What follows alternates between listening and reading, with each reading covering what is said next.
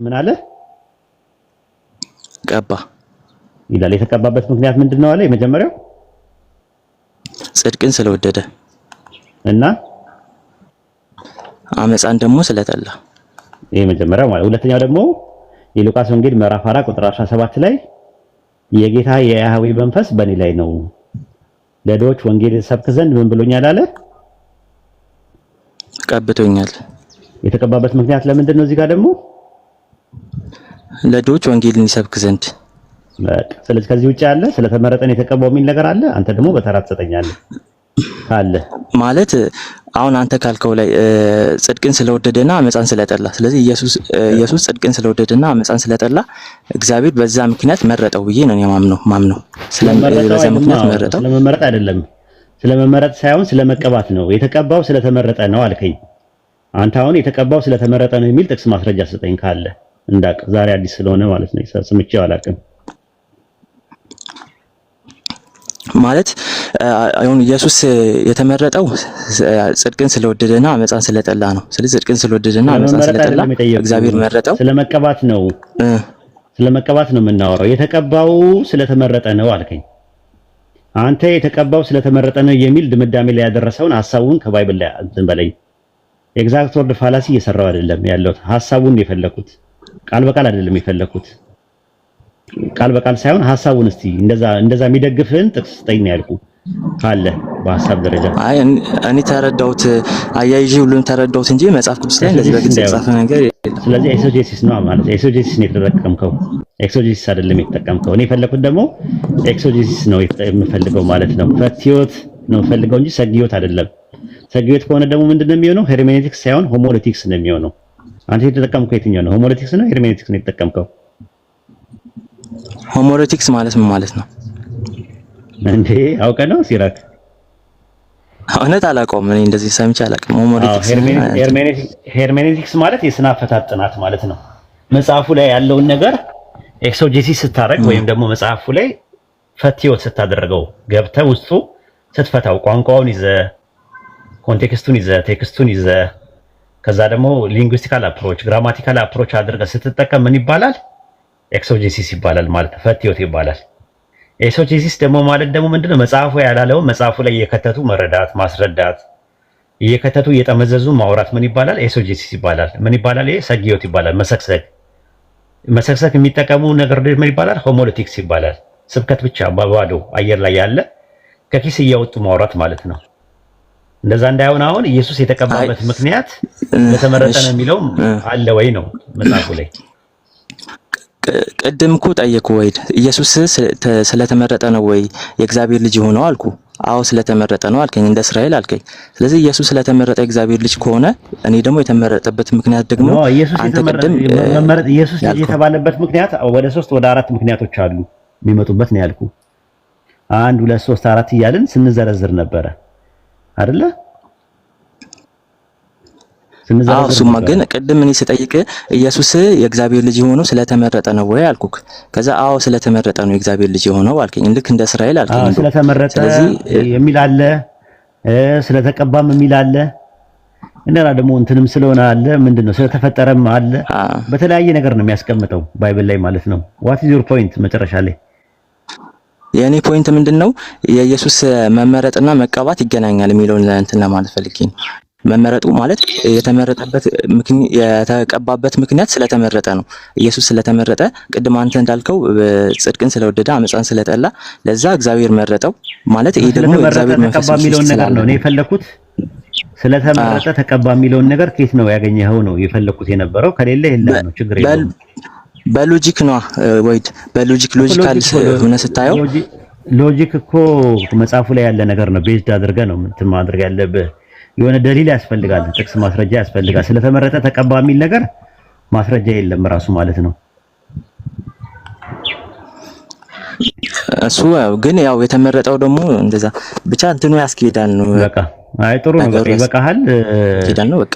ጥያቄው ከተመለሰልህ በቂ ነው ማለት ነው። ወደ መክሊት ደግሞ እንሂድ። በስተመጨረሻ ተፈቀደልኝ። ማይክ ይቅርታ እንግዲህ ማለት ያው ብዙ ሰው በአንዴ ማስተናገድ ስለማይቻል ከዛ አንፃር ነው። አረ ችግር የለውም ያረብ። እንግዲህ ኮሜንቶች ግን ዛሬ ጸባያችሁም እዛው ላይ ነው። ደስ ትላላችሁ። የምር እናንተን በጣም ነው የማመሰግነው። ቅድሚያ እንዲሰጠኝ ስላስፈቀዳችሁልኝ አስገባት ብላችሁ ስትጽፉ ስለነበረ ኮሜንቶች ዛሬ ትለያላችሁ። ያስገባውሽ እኔ ነኝ፣ እነሱ አይደለም ያስገቡሽ። ሊወደዱ ማይሽ ሌላ ቀን አንዳንድ ተሳዳቢ ልጆች ምናምን ነበሩ፣ ግን ዛሬ በቃ ኮሜንቶች በቃ ላወርድሽ ነው። በቃ እኔ ነኝ ያስገባውሽ። እንዴ እሺ አንተንም ብያለሁ። በቃ ስቀልድ ነው፣ ለጨዋታ ያክል ነው። ነገር የለውም። የሚሳደቡ ልጆች አሉ አለታች። ዛሬ የሉም። ዛሬ የምር ምርጦች ናቸው። የዛሬዎቹ አንደኛ ናቸው። እነዛ ተቆጥቻቸው ነው። ጠዋት ተቆጣቸው ነው። አይ ተቆጣዋቸው እንዳለ ማለት ነው። ሰው እንዳይጠይቅ እያረጉ ነው፣ ያሸማቅቃሉ። እና ያ ነገር ልክ አይደለም። ሰው ቤት የሚከፍተው ጥያቄ ለማስተናገድ ነውና አብሽሪ፣ የምፈልጊውን ጥያቄ መጠየቅ ትችያለሽ አሁን። እሺ እኔ ባለፈው ለታ ከታች ካለው ከጀማልና ከኢብሮ ጋር አንዳንድ ጥያቄዎችን ስጠይቅ ነበረ። ማለት እኔ ለመከራከር ለመጨቃጨቅ ምናምን ሳይሆን ስለ እስልምና ማወቅ ነው የምፈልገው። ስለ እስልምና አንዳንድ ጥያቄዎች አሉ፣ ስለ እነሱ እንድትመልሱልኝ ነው እንጂ ይሄ ስላሴ ማን ምንድነው ምናምን ብዬ መጨቃጨቅ መከራከር ምናምን ጭራሽ አልፈልግም። ነገር የለም። እና ስለ እስልምና ነው ማወቅ የምፈልገው። ስለ እስልምና አንዳንድ ጥያቄዎች አሉ፣ እነሱ እንድትመልስልኝ። ነገር የለም፣ ጠይቂ። አሁን ጃክም ስላለ አሁን እንተጋገዛለን ማለት ነው። ቁርስ ነው ይበላሉ ማለት ነው። ቁርስ ስበላ እንተጋገዛለን ማለት ነው። የሚያገዙ ልጆች አሉ ማለት ነው። ሰላዲንም አለ፣ ሐሰንም አለ፣ አሚርም ስላለ ታወሪያለሽ ማለት ነው። ከነሱ ጋር የተወሰነ ማለት ነው። ጥያቄሽን አቅርቢ። ባለፈው እየመለሰልኝ ነበር። እሺ የመጀመሪያው ጥያቄ ምንድነው? እናንተ አሁን በእስልምና የመጀመሪያ ሃይማኖት የኛ እስልምና ነው። እኔ ኦርቶዶክስ እምነት ተከታይ ነኝ። እኛ የምንለው እኛ የመጀመሪያ ነው፣ እናንተ ደግሞ የእስልምና የመጀመሪያ ሃይማኖት ነው ትላላችሁ። እና እስልምና የመጀመሪያ ሃይማኖት ከሆነ ምልክታችሁ ምንድነው? አሁን እንትን ካባ የተሰራው በነብዩ መሐመድ ጊዜ ነው ወይስ ከዛ በፊት በኢብራሂም ጊዜ ነው የተሰራው የሚባል ነገር ሰምቻለሁ። ግን በኢብራሂም ጊዜ ደግሞ ኢብራሂም አንዳንድ ታሪኮችን ስታይ ከራሱና ከሚስቶቹ ውጪ ሌላ ያተረፈው የእምነቱ ተከታይ የለም አይደል? እንደውም በእሳት ተበትኗል ምናምንና በኢብራሂም ጊዜ ተሰርቶ ከዛ ግን የነበሩት በውስጡ ጣዖቶች ነበሩ ነብዩ መሐመድ እስኪመጡ ድረስ በነብይነት እስኪመጡ ድረስ ማለት ነው። ስለዚህ ምንድነው እናንተ የመጀመሪያ የመሆናችሁ ምንድነው ማረጋገጫው? ከቁርአን ውጪ ሌላ ማረጋገጫ አለ ወይስ ቁርአን ነው ማረጋገጫው እስልምና የመጀመሪያ ለመሆኑ? አዎ እኛ ሙስሊሞች ነን። መመሪያችን ቁርአን ነው። ልክ አንቺ አሁን የሆነ ነገር ስትፈልግ አብርሃም ነብይ እንደነበረ ወይም ደግሞ አብርሃም የሚባል ሰው ኤግዚስት እንደሚያደርግ ማስረጃ አምጪ ብትባይ ከመጽሐፍሽ ነው የምታመጪው ማለት እንደ ልጅ ማለት መጽሐፍ ቅዱስ ላይ ገብተሽ ነው የምታነቢው።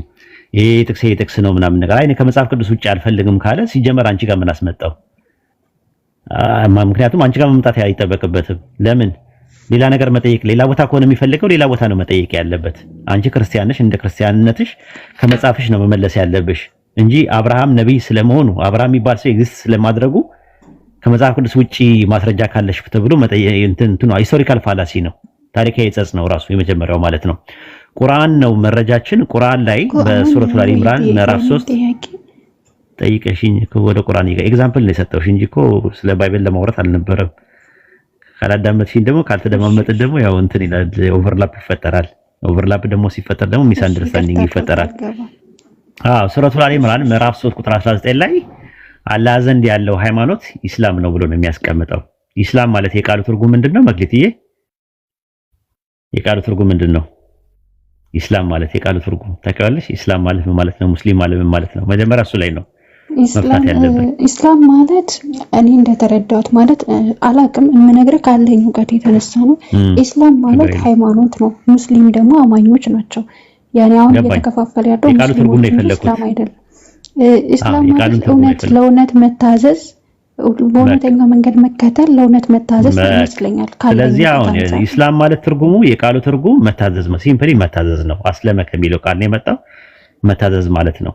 ሙስሊም ማለት ደግሞ ታዛዥ ማለት ነው ትርጉሙ ማለት። ስለዚህ ከአደም ጀምሮ የነበረው ሃይማኖት ማለት ነው። ሃይማኖት ዲን ማለት የአረብኛው ቃል ዳነ ከሚለው ቃል ነው ራሱ።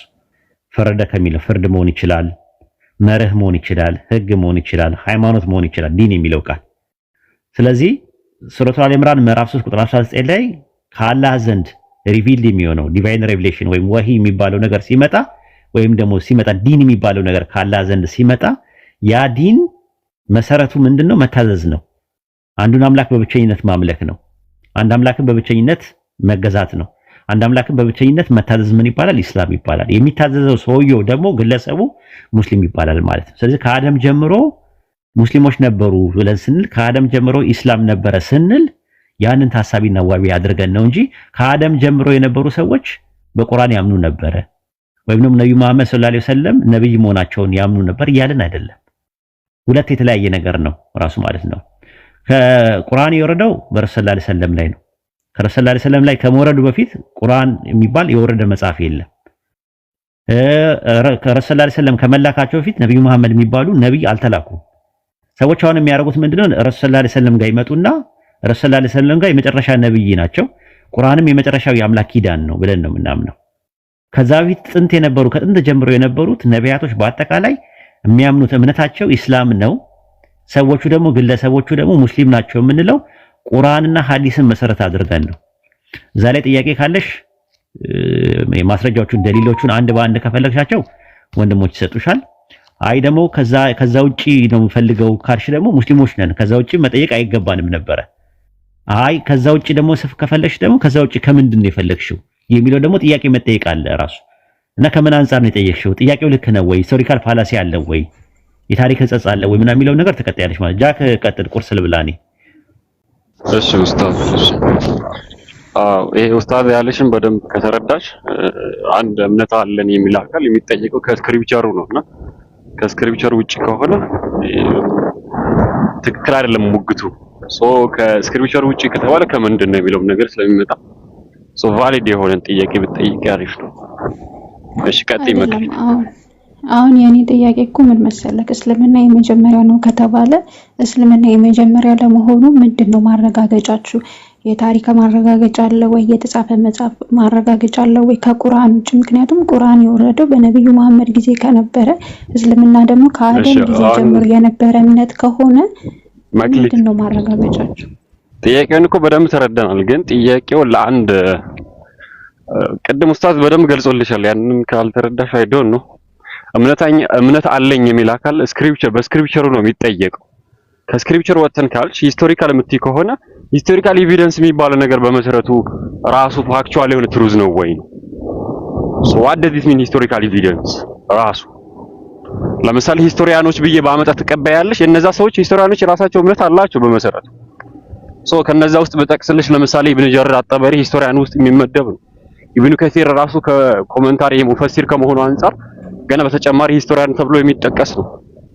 እምነቱ ራሱ ተጽዕኖ አለው ራሱ አንድ ሂስቶሪያን የተባለ አካል። በመሰረቱ እንደ ኦብጀክቲቭ ትሩዝ ሊጠቀስ የሚችል አይደለም ሂስቶሪያኖች የተናገሩትን ንግግር ማለት ነው።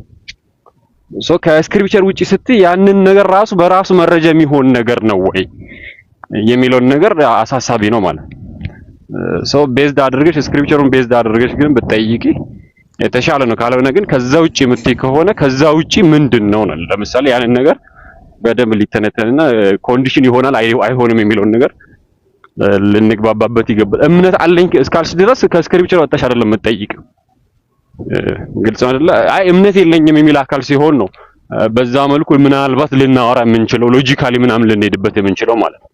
እሱ ራሱ ሂስቶሪካል ኤቪደንስ ሊሆን አይችልም። ይሄ እምነት ለሌለው አካል ራሱ ሂስቶሪካል ኤቪደንስ ተብሎ ሊጠይቅ አይችልም። ይሄ ኢንቫሊድ የሆነ ስለሆነ።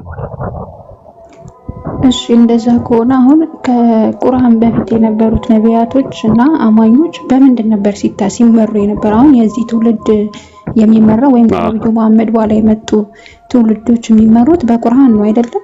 ከሱ በፊት የነበሩ በአዳም ጊዜ፣ በኢሳ ጊዜ፣ በኢየሱስ ክርስቶስ በሁሉም እናንተ የምትሏቸው ነቢያቶች የነበሩ ጊዜ ያሉት አማኞች በምን ነበር ሲተዳደሩ የነበሩ? ለሁሉም ትእዛዞችን ማለት መጽሐፍቶቹን ወርደዋል። ወደ 400 የሚጠጉ መጽሐፍቶች ወርደዋል እና ለምሳሌ ምዕራፍ 5 ቁጥር 48 ላይ ጀዐልና ሊኩሊ ኡመቲ ሽርዐተን ወሚንሃጃ ይላል።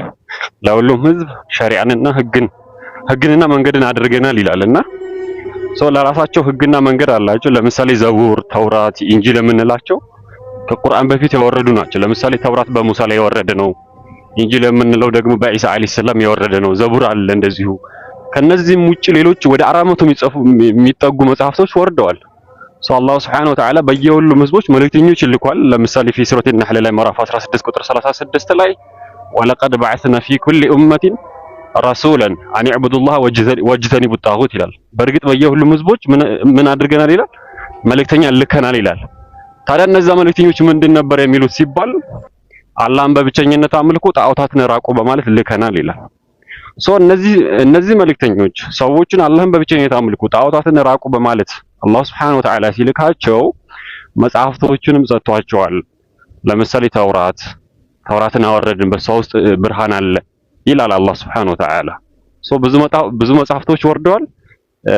የተለያዩ ህግጋት አላቸው። ነገር ግን በመሰረታዊ ቤዝመንት ላይ ተመሳሳይ ናቸው። አላህን አምልኩ፣ ጣዖታትን ራቁ የሚል አላህን ታዘዙ የሚል ነበረ ትእዛዙ ማለት ነው። ማይክሌት አለሽ አለሁኝ። እሺ አሁን እናንተ የምትሉት እነዛም የራሳቸው የተላከላቸው ተውራት ኢንጂል የሚባል መጽሐፍ ነበረ። አሁን ግን እናንተ ቁርአንን የምትከተሉት በነብዩ መሐመድ ጊዜ የወረደን ብቻ ነው። እነዛ ተውራት ኢንጂል የሚባሉት ነገር ቁርአን ላይ ተካተዋል ወይስ አልተካተቱም? ይሄ መሰረታዊ ሐሳባቸው ላይ ተመሳሳይ ነው። መሰረታዊ ሐሳባቸው ሁሉም አላህን በብቸኝነት አምልኩ። ቅድም የጠቀስኩልሽ ምዕራፍ ላይ አላህን በብቸኝነት አምልኩ፣ ጣዖታትን ራቁ። ሁሉም ነቢያቶች እዛ በመጽሐፍቶቻቸው የሚወርደው ሪቪሌሽን አላህን በብቸኝነት አምልኩ፣ ጣዖታትን ራቁ የሚል ነበርና እዛ ውስጥ ያለውም እዚህ ውስጥ አለ፣ ቁርአንም ውስጥ አለ። ነገር ግን ምንድነው ይሄ ህግ የሚባል አንዳንድ ህግጋት ላይ የሰረቀን ሊመስል ይችላል። አይንን ያጠፋ አይንን ማጥፋት፣ ጥርስን እንደዚህ ያደረገ እንዲህ የሚሉ ቅጣቶች ላይ የተለያዩ ህግጋት ሊኖር ይችላል። ነገር ግን መሰረታዊ ስለ አምላክ አስተምሮ ላይ ግን በፍጹም መለያየት የለም ማለት ነው። አላህን በብቸኝነት አምልኩ፣ ጣዖታትን ራቁ፣ አላህን በመግለጽ ላይ የተለያዩ ጉዳዮች ላይ በዚህ መልኩ መሰረታዊ እንትኖች ላይ ምንም አይነት ልዩነት የላቸውም። እነዚያ ቀደምት መጽሐፍቶች ሲወርዱ ራሱ ለተወሰነ ቦታና ለተወሰነ ጊዜ ነበረ።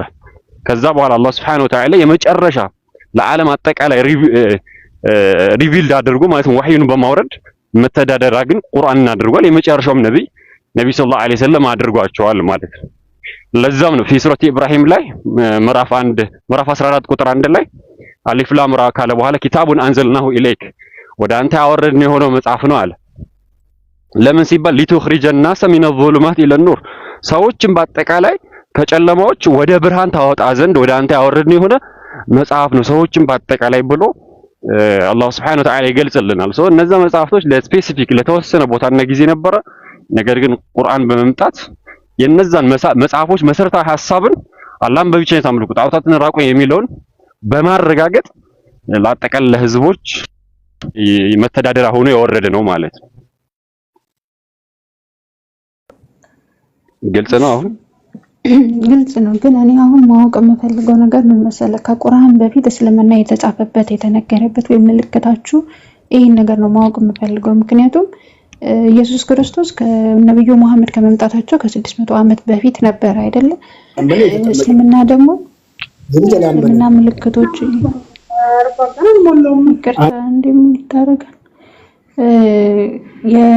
የእስልምና ምልክቶች ቁርአን ምናምን የሚባሉ ነገሮች የመጡ ደግሞ ከነብዩ መሐመድ ጊዜ በኋላ ነው።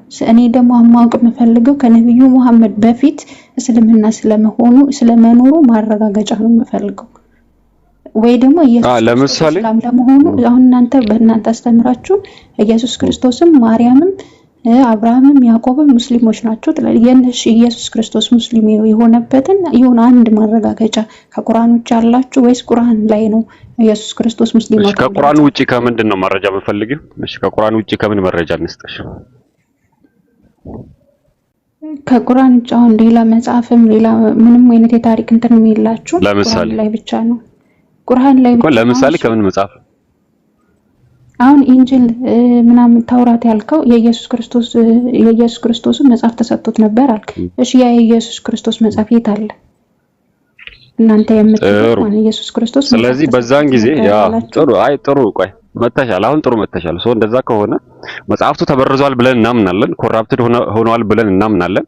ከመሆኑ ጋር ግን ነብዩ ሰለላሁ ዐለይሂ ወሰለም እውነተኛ ነብይ እንደሆኑ በዛን ጊዜ በነበረው በመጽሐፍ ኮራፕትድ በነበረው መጽሐፍ ላይ በተበረዘው መጽሐፍ ላይ እውነተኛ ነብይ መሆናቸውን ያንን ሊቃውንቶቹ አግኝተው እንዳመኑ መረጃ መስጠት ይችላሉ። ይሄን እሺ ምዕራፍ 10 ቁጥር 94 ላይ ይሄንን ሲያብራር ከስክሪፕቸር ውጪ ስላልሽ ቁርአን ላይ አይደለም የምጠቅስልሽ ከዚህ ስክሪፕቸር ማለትም ከቁርአን ውጪ የሆኑ ሊቃውንቶች ይሄንን መሰረት አድርገው የገለጹበት ታሪካዊን ያጣቀሱበት ታሪኩን የመዘገቡበትን ነው መጠቅስልሽ ሶ فإن كنت في شك مما أنزلنا إليك فاسأل الذين يقرؤون الكتاب من قبلك የሚለውን አስመልክቶ ኢብኑ ከሲር وكذلك ኢብኑ ጀሪር ማለት ምን ያሰለፍ በሚባሉ በሶስቱ ክፍለ ዘመን ውስጥ የነበሩ ናቸውና ታሪክ ከዚህ አንቀጽ ጋር ታሪክ አያይዘው በተበረዘው መጽሐፍ ውስጥ ከመበረዙ ጋር ግን እሳቸው እውነተኛ ነብይ እንደሆነ በዛ በተበረዘው መጽሐፍ ውስጥ ሊቃውንቶቹ አግኝተው እንዳመኑ ይገልጹልናል። ታሪካዊ መሰረት አድርገው ማለት ነውና ለምሳሌ ይሄንን አስመልክቶ ኢብኑ ከሲር ተፍሲራቸው ላይ ምን ይላሉ? የነሱ የሊቃውንቶቹ ማለት እውቀት የነበራቸው የመጽሐፉ እውቀት የነበራቸው ሰዎች አይተው የእሳቸው እውነተኝነት የተገለጸበት ከመበረዙ ጋር ግን ይሄ እውነት አልተወገደም ነበር በዛ በነበረው መጽሐፍ ላይ። ስለዚህ ያንን አይተው እንደ አብዱላህ ኢብኑ ሰላም ያሉት ያንን አንብበው እንደተቀበሉ አስቀምጧል ኢብኑ ከሲር ይሄንን። ለዛም ነው هذا العلم يعرفونه من كتبهم كما يعرفون أبناءهم ويلبسون ذلك ويحرفونه ويبدلونه ولا يؤمنون به مع قيام الحجة عليهم በማለት ያስቀምጣሉ። እሺ አሁን እናንተ ያውቁታል። ቁርአን 114 ገጽ ነው ያለው አይደለ? ቁርአናችሁ ስንት ቁርአን ነው ያላችሁ? ኦኬ ይሄንን ጨርሰናል የመጀመሪያው።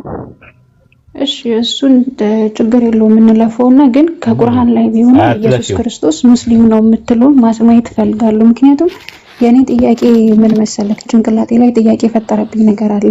ኢየሱስ ክርስቶስ ከነብዩ መሐመድ እንደነበረ ቁርአንም መስክሮለት ሳለ ሲቀጥል ደግሞ ወደፊትም በትንሳኤ ቀን የሚመጣው ኢየሱስ ክርስቶስ እንደሆነ ራሳችሁ ቁርአን ላይ አምናችሁ ሳላችሁ ለምንድን ነው እሱ? ለምሳሌ አንድ ኤቪደንስ ሂስቶሪካል ስላልሽ አንድ ሂስቶሪን ኮት አድርገው ታሪኩን መሰረት አድርገው የጠቀሱትን ሊቃውንቶች ጠቀስኩልሽ። በዛ ከመበረዙ ጋር የእሳቸው እውነተኝነት እንደተገለጸ በዛ በቀደምት መጽሐፉ በተበረዘው ነገር ግን ይህ እውነት ግን እንዳልቀየሩት ያንን ነገር ታሪካዊ ነገር አጣቀስኩልሽ። መቀበል ያለ መቀበል ያንቺ ድርሻ ነው። እሺ ቀጥል ያልሽን ጥያቄ ጠይቂ፣ ችግር የለውም። አይ ወደዛ ከሜዳዋ በፊት በድጋሚ መጥቻለሁ። ጀዛከላህ ኸይረን ጀዛጃክ። አይ ከዛም ሜዲክስ በፊት መጀመሪያ ኢስላም የሚለውና ሙስሊም የሚለው ቃል ከተረዳሽው አርካኑን ኢስላም የሚባል ነገር አለ። የእስልምና መሰረቶች የሚባሉት 5 ናቸው። ምን ናቸው? መክሊት ሰምተሽ ታውቂያለሽ ስለነሱ? አዎ ሰምቻለሁ። የምሰራበትም ሙስሊም ስለሆኑ አንዳንድ ነገሮች ማዳሜንም ባገኘሁት አጋጣሚ ጠይቃለሁ። የመጀመሪያ አምስት መሰረቶች ከጥንት ጀምሮ ካለ ለመቀበል እስልምና ለመቀበል ሲፈልግ ጭንቅላቱ በትክክል የሚሰራ መሆኑን እርግጠኛ መሆን አለብን ማለት ነው። እሱን አይደለም ያልኩሽ፣ እንዴት አድርጎ ይቀበላል የሚለውን አይደለም። ግን እስልምና የእስልምና መሰረቶች ወይ ማዕዘናት የሚባሉ 5 ናቸው። የመጀመሪያው ላኢላሃ ኢለላህ አይደለ? ሙሐመድ ረሱሉላህ የሚለው የመጀመሪያው ሻሃዳ ነው። በተኛው ማመን በአላህና በመልእክተኛው ማመን፣ ከዛ ሰላት መስገድ፣ ሀጅ ማድረግና ዘካ፣ እነዚህ 5 ናቸው አይደል? 5 ናቸው። አዎ ልነግርሽ ነው እያንዳንዱን አንድ ባንድ። ከጥንት ጀምሮ ከአደም ጀምሮ ላኢላሃ ኢለላህ የሚለው ከጥንት ጀምሮ አለ። አሁን ባይብል ላይ አሁን ላሳይሽላ እችላለሁ። ከኔ በቀር ሌላ አምላክ የለም እያለ ይናገራል። there is no god beside me እያለ ይናገራል ብዙ ቦታ ላይ ኢሳይያስ ላይ 44፣ 45፣ 46፣ 48 የመሳሰሉት ከኔ በቀር ሌላ አምላክ የለም እያለ ይናገራል። ስለዚህ ላኢላሃ ኢለላህ የሚለው ከጥንትም ጀምሮ የነበረ ነው። ግን ምን የለም ሙሐመድ ረሱሉላህ የሚለው የለም። በሙሳ ጊዜ የሚሉት ምንድነው? ሙሳ መልእክተኛ ነው ብሎ ይቀበላሉ። በኢሳ ጊዜ ደግሞ ኢሳ መልእክተኛ ነው ብሎ ይቀበላሉ። በኢብራሂም ጊዜስ ኢብራሂም መልእክተኛ ነው ብሎ ይቀበላሉ። ስለዚህ ከጥንት ጀምሮ ምን አለ? አላህና መልእክተኛው ከጥንት ጀምሮ መቀበል ሻሃደተይን የሚባል ነገር ከጥንትም ጀምሮ አለ ማለት ነው። ይሄ መጀመሪያው ነው። ሁለተኛ ደግሞ ምንድነው? ሶላት ነው። ሶላህ ማለት ጸሎት ማለት ነው። ሲምፕሊ ጸሎት ከጥንትም ጀምሮ አለ። ገባሽ? የጸሎቱ ግን ምንድነው? እንትኑ ላይኖር ይችላል። የጸሎቱ እንትን ምናልባት በቀን 5 ላይሆን ይችላል፣ 7 ሊሆን ይችላል፣ 10 ሊሆን ይችላል፣ 20 ሊሆን ይችላል። አናውቅም። ምንም የተገለጸ ነገር የለም። ግን ምን አለ? ከጥንትም ጀምሮ ጸሎት የሚባለው ኮንሴፕት ከጥንትም ጀምሮ አለ። ቀጥሎ ምን አለ? ዘካ የሚባል አለ። ዘካ ማለት ምጽዋት ነው። ዘካ ማለት ምጽዋት ነው። ምጽዋት ምን አለ? ከጥንትም ጀምሮ አለ። ምን የሚል ምጽዋት አለ? ምናልባት 2.5 ላይሆን ይችላል ከጥንት ጀምሮ የነበረው። እኛ ጋር 2.5 ነው ከካፒታል ላይ። በእናንተ ደግሞ ከ10 አንድ ሊሆን ይችላል። ከመቶዎች አንድ እጅ ሊሆን ይችላል። አናቅም፣ አልተገለጠልም ቁርአን። ግን መሰረቱ አለ ከጥንት ጀምሮ። ከዛ በኋላ ደግሞ ጾም ይባላል። ሲያም ጾም የሚባልም ነገር አለ ከጥንትም ጀምሮ አለ ብሎ ነው ቁርአን የሚያስቀምጠው። ግን ጾሙ ምናልባት እኛ የምንጾመው ረመዳን ላይ ነው የምንጾመው። ረመዳን ደግሞ የጾም ስም አይደለም፣ የወር ስም ነው። ዘጠነኛ ወር ማለት የዘጠነኛ ወር ስም ነው። ረመዳን ማለት ሞቃታማ ማለት ነው፣ በረሃማ ማለት ነው ትርጉሙ። ስለዚህ ረመዳን ላይ ላይሆን ይችላል የሚጾሙት፣ ምናልባት ሙሐረም ላይም ሊሆን ይችላል። ዘጠነኛ ወር ላይ ነው እየጾምን ያለ ነው። ምናልባት ሶስተኛ ወር ላይም ሊሆን ይችላል እየጾማችሁ የነበረው፣ አልተገለጸም። ግን ጾም የሚባለው ኮንሴፕት ከጥንት ጀምሮ አለ። ከዛ አምስተኛውና የመጨረሻው ምንድነው? ሐጅ ነው። ሐጅ ማለት ምንድነው? ጉብኝት ማለት ነው። ከጥንት ጀምሮ ጉብኝት አለ። አይሁዳውያኖች ወደ ኢየሩሳሌም ጉብኝት ያደርጋሉ። ክርስቲያኖችም አይተሽ ከሆነ ጉብኝት የሚባል ነገር አላቸው። ጉብኝት ማለት ፒልግሪሜጅ ማለት ጉብኝት ከጥንትም ጀምሮ አለ። ስለዚህ አርካኑን ኢስላም የሚባሉት ነገሮች ከጥንት ጀምሮ አሉ ስንል ኢስላም ከጥንት ጀምሮ ከአደም ጀምሮ ነው ብለን ስንል ምን ማለታችን ነው? ከኔ በቀር ሌላ አምላክ የለም ብሎ በብቸኝነት የሚመለከው አምላክ ይናገራል። ነቢይ ከጥንት ጀምሮ ይላካል፣ መልእክተኛ ይላካል። ይሄ ነው ኮንሴፕቱ የመጀመሪያው። ሁለተኛው ምንድነው? ምን አለ? ጸሎት የሚባል ነገር ከጥንትም ጀምሮ አለ። ዘካም አለ፣ ምጽዋትም ከጥንትም ጀምሮ አለ። ጾምም ከጥንት ጀምሮ አለ። ሐጅ የሚባለው ወይም ደግሞ ጉብኝት የሚባለው ከጥንት ጀምሮ አለ። ስለዚህ ዲኑል ኢስላም ከጥንት ጀምሮ ከአደም ጀምሮ ነበረ ብለን ስንል ከዛ አንጻር ነው ምን ተመለኩ ማለት ነው። ሙስሊም የሚለው ቃል አይ ቲንክ በዕብራይስጥ ላይ አንዳንድ እንትኖችን ላሳይሽና ወደ ቀጣይ ጥያቄሽ ትሄጃለሽ ማለት ነው። እስቲ መጽሐፈ ኢዮብ ላይ አውጣላ። ጃክ ትችላለህ? የሚችል ሰው አለ? ባይብል ሀብ ማውጣት ነው ሰው ሐሰኑ አለ ለካ። እሺ አውጣ። ባይብል ሀብ ነው እንዴ? እንትኑ አለኝ 19 አለኝ። ኦኬ ሐሰን ያወጣል፣ ችግር የለውም። ሐሰን አውጣለት አንዴ ባይብል ሀብ ላይ ኢዮብ መጀመሪያ ጥቅሱን ኢዮብ 22:21 ላይ ሙስሊም የሚለው ቃል እንዳለ እንድትረጂ ስለፈለኩኝ ነው። ኢዮብ ምዕራፍ 22 ቁጥር 21 ላይ አሁንም ከእርሱ ጋር ተስማማ፣ ሰላምም ይኑር፣ በዚያ በጎነት ታገኛለህ ይላል። ሰላም ይኑር የሚለው የዕብራይስጥ ቃል ይሻልም ነው የሚለው። ይሻልም ብሎ ነው የሚያስቀምጠው። ያው ታውቂያለሽ ሰን ሲያነቡ እነሱ ሸ ብለው ነው የሚያነቡት በዕብራይስጥ ማለት ነው። ለምሳሌ እስራኤል ስንል እስራኤል ነው የሚሉት እነሱ። ስማ ሲሉ ሽማ ነው የሚሉት እነሱ። ሽ ብለው ነው የሚጠቀሙት። ይሳልም የሚለው እና ስሮ ቃሉ ማለት ነው። ኢየሱስንም የሸዋ ነው የሚሉት። የሸዋ ነው። በቃ አሁን እንደዛ ከገባሽ ኢዮብ 22:21 ላይ ምን ይላል መሰለሽ? ባይብል ሀብ ላይ ስትገቢ ኢዮብ 22:21 ላይ ሰላም ይኑር የሚለውን የዕብራይስጡ ቃል ምንድነው የሚያስቀምጠው የሚለውን ራሳቸው ይናገራሉ። እዛ ጋር ስትመለከችው ምን ይላል መሰለሽ? ራሱ እዛ ጋር ማለት ነው ሲተረጉሙት ምን አሉ? በአማርኛ እንደ ይላል አድርገልሽና አስተማማኝ ከጥፋት ነፃ ማለት ነው አለ። በአረብኛ ሰሊም አለ ሲሆን ደህና መሆን፣ አስተማማኝ ከጥፋት ነፃ የበላይ መስጠት ወይም ደግሞ ራስን ማስረከብ በተለይ ለአምላክ በእስላማዊ ግስ በስማዊ ግስ ውስጥ ሙስሊም ይባላል፣ በግስ መሰረት ደግሞ ኢስላም ይባላል ብሎ ነው ያስቀመጠው። እንግሊዘኛውን ይኸው ራሱ ማለት ነው። እንግሊዘኛውን ይኸው እዛው ላይ ማለት ነው። የባይብል ሀብ ላይ ነኝ ያለሁት። ሐሰድ ማብራሪያ እየሰጠው ነው ያለሁት የባይብል ሀብን። ግባና ምን የሚለው ጋር ትገባለህ? ይሻልም የሚለው ቃል ማለት ይሻልም ሰላሙን ለሚለው ቃል ይሻልም የሚለው ቃል ነው ያለው። ይሻልም ስትሮንግ ነምበር ላይ ገባላት። ይሻልም የሚለው ላይ ታይሻል። ሸለም ይለዋል። ሸለም ብሎ ግሱን ያወጣዋል። አሁን ማብራሪያውን ታች ወረድላት። የእናንተው የእንትኖች ነው። አሁን እዚህ ጋር ታች ወረድላት። አሁን እዚህ ጋር አየሽው? ታች ስቶርጂ ምን ይላል? እዛ ጋር የሚለው አየሽው? እዛ ጋር ቢሴቭ ይላል። አረቢክ ሰሊም የሚለው ቃል አለ ቢሴቭ ሰኪዩር ፍሪ ፍሮም ፎልት ይላል። ሜክ ኦቨር ሪሳይን ኦፍ ሰሚት ዋን ሰልፍ ስፔሻሊ ቱ ጋድ ዌንስ ፓርቲሲፕል ሙስሊም ኤንድ ኢንፊኒቲቭ ኢስላም ፕሮፐርሊ ሰሚሽን ቱ ጋድ አለ። ኢስላምና ሙስሊም የሚለው ቃል ነው ብሎ አስቀምጦታል። ይኸው የእናንተ መጽሐፍ ላይ ይታያል። ስፔሻሊ ቱ ጋድ ፓርቲሲፕል ሲሆን ደግሞ ሙስሊም ማለት ነው አለ። ከዛ በኋላ ደግሞ ኢንፊኒቲቭ ሲሆን ደግሞ ኢስላም ፕሮፐርሊ ሰሚሽን ቱ ጋድ አለ። ለአምላክ መገዛት ነው ብሎ የቃሉን ትርጉም ይነግረናል። ስለዚህ መጽሐፋችሁ ላይ አለ። ይኸው ኢዮብ ምዕራፍ 22 ቁጥር 21 ላይ ያለውን ሲያብራራው መግለጽዬ እኔም የፈለኩት እንደዚህ በቃ እንደዚህ ነበረ ማወቅ የፈለኩት። ለምን በቃ ችግር የለውም እስልምና የሚለው ሃይማኖት ከነብዩ መሐመድ በኋላ የመጣ እንጂ ከነብዩ መሐመድ በፊት ያለ ስለማይመስለኝ እንዲህ ነበር ማወቅ የፈለኩት። ይሄው እንደዚህ አይነት ነው። አዎ አንድ ልጨምርልሽና ከዛ በኋላ እናቆማለን ማለት ነው። አንድ ልጨምርልሽና መዝሙረ ዳዊት ላይ ገባላት አንዴ መዝሙረ ዳዊት ይቅርታሽ ግን ጥያቄ ማበዛብህ አይምሮዬን ክሊር ማድረግ ስለማልፈልግ ነው። ምን ችግር አለው ታዲያ? የጥያቄ ፉንጋ አለው እንዴ? ውስጤን ንጹህ ማለት ጽድት አድርጌ ነው። የጥያቄ ፉንጋ የለውም። እኛ ጋር የጥያቄ ፉንጋ የለውም። እህል ቅጠል አይባል የሚባል ጥያቄ የለውም። እንደ ዳገት የሚያዳግት እንደ ቁልቁለት የሚያሽቆለቁል የሚባል ጥያቄ የለውም። ጥያቄ እንደ ጥያቄነቱ ከመጣ መልስ መስጠት ግድ ይላል። ምንም ችግር የለውም። አብሽሪ። አጠያየቁን ማሳመር ብቻ ነው። አጠያየቅሽን አሳምረሽ ከመጣሽ መልስ ይሰጥሻል ማለት ነው። እንደዛ ነው እንትናችን ማለት ነው። መዝሙረ ዳዊት ምዕራፍ 62 ቁጥር 1 ላይ ገባ። አማርኛው ላይ ገባላት። መዝሙረ ዳዊት 62 1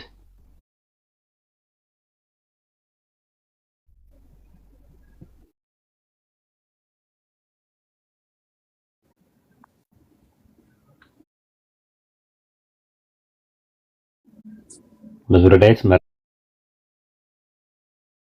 62 ቁጥር 1 ላይ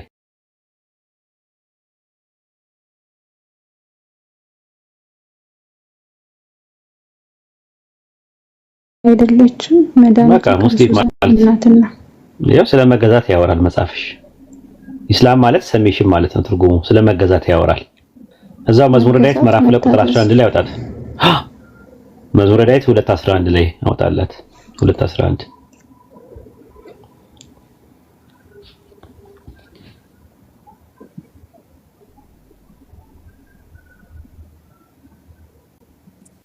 ያው መግለጽ ይታይሻል።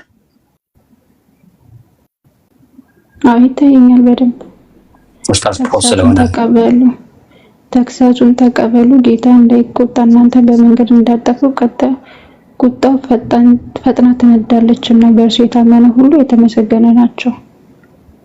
አንድ ላይ ምንድን ነው የሚለው? ለእግዚአብሔር በፍርሃት ተገዙ፣ በረድኤትም ደስ ይበላችሁ። በረድኤትም ደስ ይበላት። ሁሉም ፈጣሪ መገዛትና ማምለክ ለእርሱ መታዘዝ ሙስሊም ያስብላል። ባጭሩ አዛዥ ያስብላል። ኦኬ እሺ፣ አመሰግናለሁ። ኡስታዝ ፖስት ስለሆነ ነው። ኡስታዝ ጃክ ልቀጥል።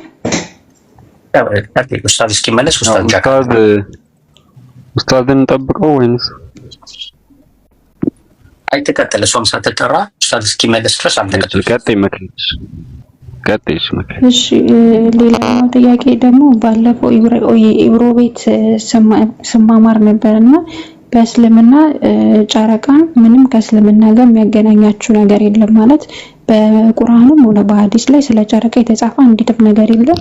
ጨረቃ የእስልምና መገለጫ ነው ተብሎም አልተደነገገም። ግን ደግሞ እናንተ ረመዳንን ጾም አድርጋችሁ ለመፍታት የጨረቃን መግባት ይሁን መውጣት ብቻ ጨረቃ ጋር የሚያገናኛችሁ ነገር አለ። ይሄ ነገር ምንድነው? ለምንድን ነው ጨረቃ እስክትወጣ እስክትገባ የምትጠብቁት? ጾማችሁ ኦሬዲ ቀን ተሰጥቷችኋል። 1 ወር ተብላችኋል። 1 ወር ቁጥራችሁ ጾማችሁ ለምንድን ነው የማይፈታው? ለምንድን ነው አንድ ሀገር ተፈቶ ሌላ ሀገር ደግሞ ጨረቃ እስክትወጣ የሚጠበቀው? ይሄ ነገር ግልጽ ልታደርግልኝ ትችላለህ? ጥሩ ጥያቄ ነው። መረጃ አለን እሱን አቆጣጥሩን አስመልክቶ ይሄንን ስለ ጨረቃና ስለ ጨረቃ አቆጣጠር ኡስታዝ ሲመለስ ያስረዳሻል። ግን መረጃ አለን እሱ የተሻለ ኡስታዝ ያስረዳሻል። ይሄን እሺ። እስከዛ ደግሞ ሌላ ልጠይቅህ፣ እሱን ኡስታዝ ሲመጣ ይመልስልኝ። ሌላኛው ደግሞ ስለ መካም ጠይቄ ነበርና መካ እናንተ ባለፈው ሰማር የተባልኩት ምንድነው? መካ በራሱ ጥቁር ድንጋይ ነው፣ ሊጎዳም ሊጠቅምም አይችልም። ረሱል ባይሰሙት ኑሮ አይሰሙ ካባ የሚለው ካባ ይቅርታ ማለት አላውቀውም። ይሄ ካባ ጥቁር ድንጋይ የምትሉትን ለይቶ አላውቀውም። በአጠቃላይ መካ የሚለው ነው የምጠቀመው። ይቅርታ ለቃላት አጠቃቀም። ችግር የለውም። መካ የሀገሩ ስም ነው፣ ካዕባ ነው። ችግር የለውም። ቀጥይ፣ ተረድቻለሁ። ዋናው መግባባት ነው። ይቅርታ ግን ለይቼ ስለማላውቀው። ኧረ ችግር የለውም። እሺ መካን እናንተ አታምኑትም አይደለም? መካ ካዕባ አይመለክም በራሱ ምንም አይመለክም ብላችሁ በራሱ ምንም ሊያደርግ አይችልም ብላችሁ ታምናላችሁ። የምታምኑ ከሆነ አንድ የሆነ ስለ ካባ ሰርች ሳደርግ ያነበብኩት ነገር አለ። ከኃጢአት ብዛት የጠቆረ ድንጋይ አለ። ያቺ ድንጋይም በትንሳኤ ጊዜ አንተ ከልብ አነካኝ ምናምን የሚባል ነገር ትላለች፣ አፍ ወጥቶ ድንጋዩ ማለት ነው። ይሄ ነገር እውነት ነው ወይስ ያ እንትን ላይ የተጻፈው ነገር ያ ኦፍሳይት ላይ የተጻፈው ነገር ስህተት ነው ወይስ እውነት እንደዚህ የሚል ነገር አለ ቁርአን ላይ? ቁርአን ላይ ሳይሆን በሐዲስ ብለው የሚጠቅሱት ነገር አለ። ይሄ ከሰማይ የወረደ ነው ከዛ ምናምን የሰው ልጆች ኃጢአት ነው ያጠቆረው ምናምን የሚለው ነው ያነበብሽው? አዎ ከሰማይ የወረደ ድንጋይ ነው በኃጢአት ብዛትም ጠቁራለች። በትንሣኤ ጊዜ እሱ ዘገባ አነካኝም ብላ ትናገራለች ይላል። ያ ድንጋይ በራሱ ሊጎዳው ሊጠቅም የማይችል ከሆነ እንዴት አፍ ወጥቶ ድንጋይ ሊናገር ይችላል? እሱ ችግር እንዴት ሊናገር ይችላል የሚለው ችግር የለም። ግን በመሰረቱ ሐጀረል አስወድ ከገነት ነው ያወረደው የበኒ አደም ኃጢአታቸውን ጥቁር እንዲሆን አስወድ እንዲሆን አድርጎታል የሚለው ዘገባ በተመለከተ ضعيف ነው በመሰረቱ ዘገባው። ይሄን አስመልክቶ ሼክ ሷሊህ አልሉሂዳን ضعيف መሆኑን ገልጸዋል። ይሄንን ሐዲስ ማለት ነው ከሰማይ የወረደ ነው የሚለው አስመልክቶ ማለት ነው።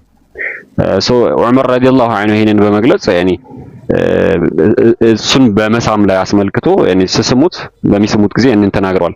ማለትም የማይጠቅምና የማይጎዳ መሆኑን ነገር ግን መልእክተኛው ያንን እየፈጸሙ ስለነበረ ያንን በመመልከቱ እንደሚፈጽሙ ገልጿል። ለዛው ማታኩም الرسول فخذوه وما نهاكم عنه فانتهوا መልእክተኛውን ያዘዛችሁን ነገር ታዘዙ የከለከላችሁን ነገር ተከልከሉ የሚለውን መሰረት በማድረግ ያንን እንፈጽማለሁ የሚል ሐሳቦትን ያንን አስፍሯል። ነገር ግን በራሱ ይጠቅማል ብለን አናስብም። ይጠቅማልም ይጎዳል በራሱ ብለን አናስብም። ነገር ግን ምክንያት ሊደረግ ይችላል። አምላክ ያዘዘንን ነገር በመታዘዝ አድርጎ ያለንን ነገር በማድረግ ግን የኃጢአት ማሳበሻ ምክንያት ሊሆን ይችላል። ያ ደግሞ ምክንያት የሚሆን የአምላክን ትእዛዝ በመታዘዝ ምክንያት ማለት ነው እንጂ በራሱ ይጠቅማልና ይጎዳል ብለን አናምንም። ይሰማል መክሊት? አዎ ይሰማል። አንዴ ከስር ማለት ነው ሙስሊም ናት ምናምን የምትሉ እኔ ፊቴ ማሳየት ስለማልፈልግ ነው፣ ግን እጄ ላይ ንቅሳት ስላለ እንዴ ቆይ ላሳያችሁ። እንደዛ እያሉ ነው አይደለም? ያው ይታያችኋል አይደለ? እኔ ፊቴን ማሳየት ስላልፈለግኩ ነው። ይታያል? እኔ ክርስቲያን ነኝ። ይታያል አይደል? ለማንም ቦታ ተስችል ለምትወስድ ያለሽ ምክንያቱም እኮ እነዚህ ሰዎች ነው አይደለም። አንዳንድ ሰው የሚያምኑ በመሳደብ ምናምን ነው። እኔ የሚሳደቡትም ከሚሳደቡትም አይደለሁኝም። የምፈልገው እውነትን ማወቅ እውነትን መማር ነው።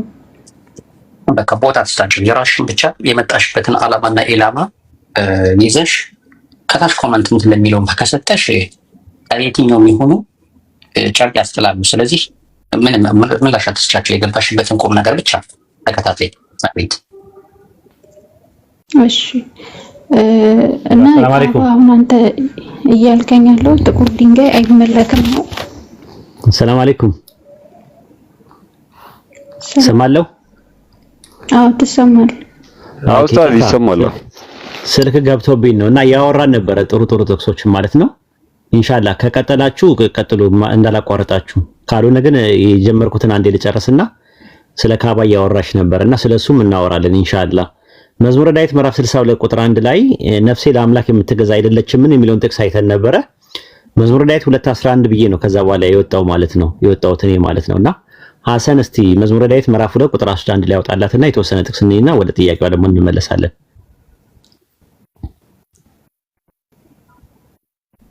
መዝሙረ ዳዊት ምዕራፍ 2 ቁጥር 1 ላይ ይታይሻል። ለአምላክ በፍርሃት ተገዙ ይላል። ሲምፕሊ ዲኑል ኢስላም ማለት ነው ይሄን የሚያስተምረው። ለአምላክ በፍርሃት ተገዙ ይላል።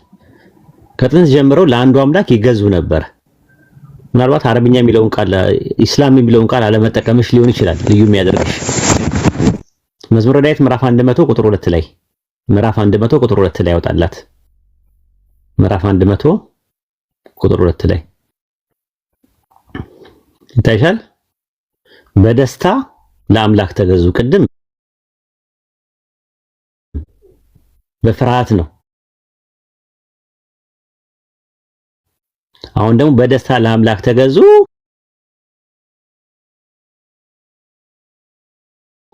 በሐሴትም ወደፊቱ ግቡ ይላል።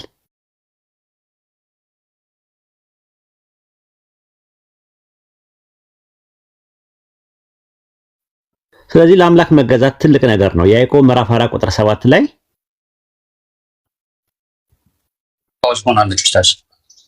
ኦኬ አለሽ መክሊት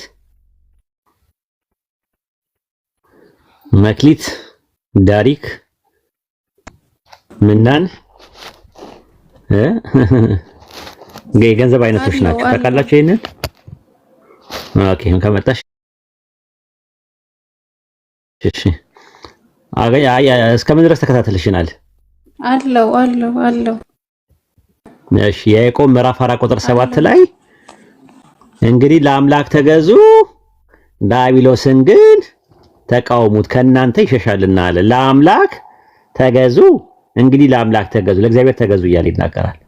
ስለዚህ ከዚህ አንጻር ስለ መገዛት ነው የሚያወራው። አንድ ጥቅስ ልስጥሽና ወደሚቀጥለው ጥያቄ ትጃለሽ። መዝሙረ ዳዊት ምዕራፍ 56 ቁጥር 12 ላይ መዝሙረ ዳዊት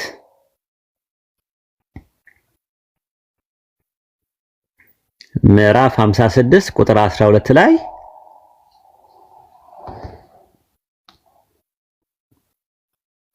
ይታይሻል። እዚህ ጋር አምላክ ሆይ እኔ የምስጋናን ስለት የምሰጥህ ከእኔ ዘንድ ነው አለ። ከማን ዘንድ ነው አለ? ከእኔ ዘንድ ነው አለ። አሁን የምሰጥ የሚለው ቃል የተቀመጠው የዕብራይስጡ አሻሌም ነው የሚለው። ስሮ ቃሉ ሸለም ነው፣ ታዘዘ ነው፣ ተገዛ ነው። በአረብኛ ዩስሊም የሚል ቃል አለ። ሱረቱ እንትን ላይ ሉቅማን ምዕራፍ 31 ቁጥር 22 የሚገርም ነው። እሱ መልካም ሆኖ ፊቱን ወደ አላህ የሚሰጥ ይላል። የሚሰጥ ለሚለው ቃል የሚገባው ዩስሊም ነው ራሱ አረብኛው። በዕብራይስጥ ደግሞ አሻሌም ይለዋል። መዝሙረ ዳዊት 56:12 ላይ ባይብል ሀብ ላይ ስትመለከቱ። ስለዚህ ከመጀመሪያውኑ ጀምሮ አለ ራሱ እስልምና ከመጀመሪያውኑ ጀምሮ አለ ስንል ከዛ አንጻር ነውና ምሰጥ ይላል። የሚሰጠው ነገር ምንድነው? ስዕለት ነው የሚለው። ስዕለት የሚለው ቃል ትልቁ ስዕለት ምንድነው? ሉቃስ 11:40 ላይ ስትመለከቱ በውስጥ ያለውን ምጽዋት አድርጋችሁ ስጡ ነው የሚለው። በውስጥ ያለውን ማንነታችሁን ስጡ። በውስጥሽ ያለውን ራስሽን አይደንቲቲሽን ውስጥሽ ያለውን ነገር ለአላህ መስጠት ኢስላም ይባላል። ሰጪው አካል ደግሞ ሙስሊም ይባላል። ይሄን ይመስላል እንግዲህ ማለት ነው። መክሊት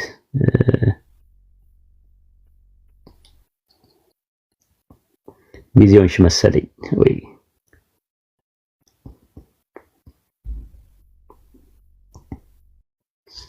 ጃክ ወጣ እንዴ? ጃክ ወጥቷል። ወንድም ኤሪያስ ኢንሻአላህ ጀዛከላህ ኸይረን ጀዛ። እንዲያወራ ነበር የፈለኩት። እሺ መክሊት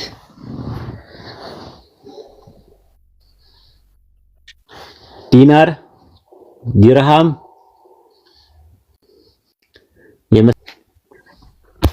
መክሊት በጸጋም ይቻላል እንዴ ኡስታዝ? ጸጋ በሚለው ዝም ብሎ በተለምዶ ስለሚባል ነው። ተሰጠው የሚለውን ነገር መክሊት ይሉታል በተለምዶ። ግን መክሊት ገንዘብ ነው፣ የገንዘብ አይነት ነው።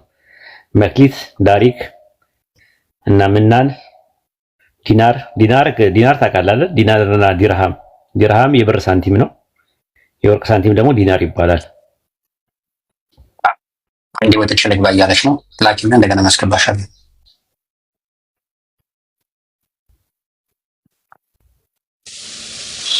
ወንድም ኤልያስ ሰላም አለይኩም። ወአለይኩም ሰላም ወራህመቱላሂ ወበረካቱ። ሐሰኑ እንዴት ናቸው? ኡስታዝ ጀማል አሚር የተከበሩ ኡስታዛችን እንዴት ነው? ኡስታዝ ወሂድ ስልክ ይዞታል መሰለኝ። ያቦ ደህና ናችሁ? እንዴት ናችሁ? ጤንነታችሁ አፊያችሁ? ሁሉም ሰላም ነው አልሐምዱሊላህ። እንግዲህ አላህ ይጠብቃችሁ። ዱዓ እያደረግን ነው ከስር እየተማርን ሁሌም። እንግዲህ አላህ ያቆያችሁ፣ ለሰውም አላህ ቀልብ ይስጠው። አሚን። ለኡስታዝ ዱዓ አድርግለት በደንብ አድርጋ። እኛንም ከዱዓችሁ ጋር እናረጋለን። አረ እያደረግን ነው። ምን የጃሂል ዱዓ ምን ይጠቅማል ብለህ ነው እንግዲህ። እስቲ አላህ ይቀበለው። እንደዛ ይባላል። አላህ Subhanahu Wa Ta'ala የሁላችንን ዱዓ ይሰማል ኢንሻአላህ። እስቲ ያው በተለይ ደግሞ አላህን የሚፈራ ሰው ሲሆን የተሻለ ነው። አላህ ይጠብቀን ሁላችንም በቅድር ኢስቲዳእ ነው፣ በቻልነው ፈቃድ ነው። አላህ Subhanahu Wa Ta'ala ማናችንንም አስገድደን እንድንፈራ እንድንቀጠቀጥ አላደረግንም። ነገር ግን ፈቅደን ወደን አላህን እንፈራዋለን፣ አላህን እንገዘዋለን። በዛ ልክ ነው። አብሽር ሐቢቢ አንተ የበለጠ ብዙ ነገር እያደረግን ኢንሻአላህ አረብንም የለም ኢንሻአላህ ተወሰን ሰዎች የሚያውቁ ስለዚህ አብሽር ችግር ኢንሻአላህ እስቲ አላህ ይጨመርበት ለሁሉ። ከስር አስገቦት እያሉ ነው ሐሰን የሆነ ሰው አስገቦት ነበረ። ሪኩዌስት ልኬላታለሁ። ሪጀክት አድርጌና እንደገና ላኪ መክሊት ሪጀክት አድርጌው እንደገና የላኩልሽ። ሰላም አለይኩም ወራህመቱላሂ ወበረካቱ። ኡስታዝ ፓውዝ ስለሆነ ነው እሺ ማስገባት ያልተቻለው። አፍዋን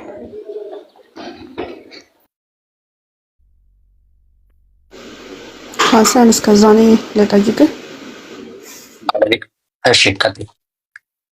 ዲያቆኑ ማለት ይመልሳል። ክርስቲያን ማለት ነው ጥያቄው። በምታውቁት እንጅል ምን ማለት ነው? ወይስ እንጅልስ መጽሐፍ ነው?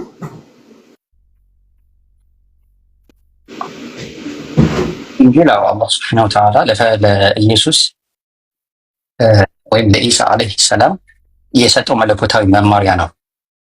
ነገር ግን እሱ በዘመኑ እያለ መጽሐፉ እሱ እንዲጻፍም አላደረግም፣ አልተጻፍም።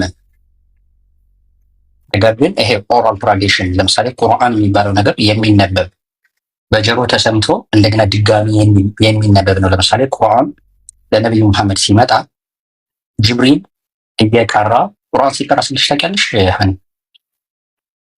ሬሳት ሲደረግ ምንድነው መቅራት? ማንበብ ነው። በድምፅ ሲቀራ ስልሽ ታውቂያለሽ? ቁርአን እሱ አሁን ወረቀት ላይ ከመስፈሩ በፊት ወይም በዛ ዘመን ቆዳ ላይ ወይም ድንጋይ ላይ ከመጻፉ በፊት በንባብ ብቻ በጭንቅላት ሜሞራይዝ የሚደረግ ነበረ፣ የሚያዝ ነበረ። አንቺ ወላጆችሽ አስተምረውሽ በጭንቅላትሽ ትይዣዋለሽ። ለምሳሌ እኔ ልጆቼ የ9ና የ10 ዓመት ልጆች የ12 ዓመት ልጆች ናቸው። እኔ በማንበብ ወይንም ሪሳይት የተደረገ ሪከርድ የተደረገ የሌሎች ሰዎች እሱን እነሱ በመስማት በጆሮአቸው በመስማት እንደገና እየሰሙ ደግሞ በማለት ሜሞራይዝ ያደርጉታል። ከመጻፉ በፊት ወረቀት ላይ ከመጻፉ በፊት ማለት ነው። ልክ እንጅልም ለኢየሱስ ወይም ለኢሳ አለይሂ ሰላም በርሱ ላይ ይሁን በዘመኑ በተሰጠው ጊዜ እንደዚህ ኦራሊ ነው የተሰጠው እንጂ መጽሐፍ ተጽፎ አይደለም። እንዲሁም በዘመኑ እሱ ኢየሱስ በነበረበት ጊዜ የተጻፈ መጽሐፍን ይዞ አይደለም ሲያስተምርና ሲሰብክ የነበረው። ለምሳሌ የሰጠኸኝን ቃል ሰጥቻችኋለሁ እያለ ይናገራል አይደለም? አይበለኝ ይህን ጥቅስ አብረሽ ታውቂያለሽ?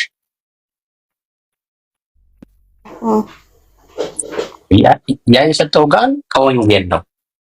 ነገር ግን ያ እሱ የሰጠኸኝን ቃል ሰጥቻችኋለሁ ብሎ ሲናገር የተጻፈን ነገር አይደለም እያነበበ እንኩ እያለ ሲሰጥ የነበር። ነገር ግን የሰጠው ከፈጣሪ የተቀበለውን መልእክት መማሪያ ለደቀ መዛሙርቶቹ ለተከታዮቹ ምርና ይሰብክ ነበረ።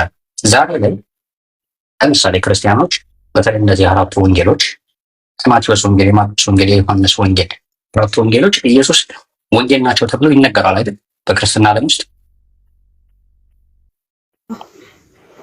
ኢየሱስ ግን እነዚህን ወንጌሎች አያውቃቸውም። ወንጌልን ግን አስተምሯል። እነዚህ ወንጌል ናቸው አያውቃቸውም፣ አልተጻፈም ነበር። እሱ ካለፈ እንደናንተ አስተምሮት ከሞተና እንደገና ከተነሳ ካረገ በኋላ በዘመናት ልዩነት የተጻፉ በህይወት እያለ እነዚህ መጽሐፍቶች አያውቃቸውም። ይሄን አታውቂ?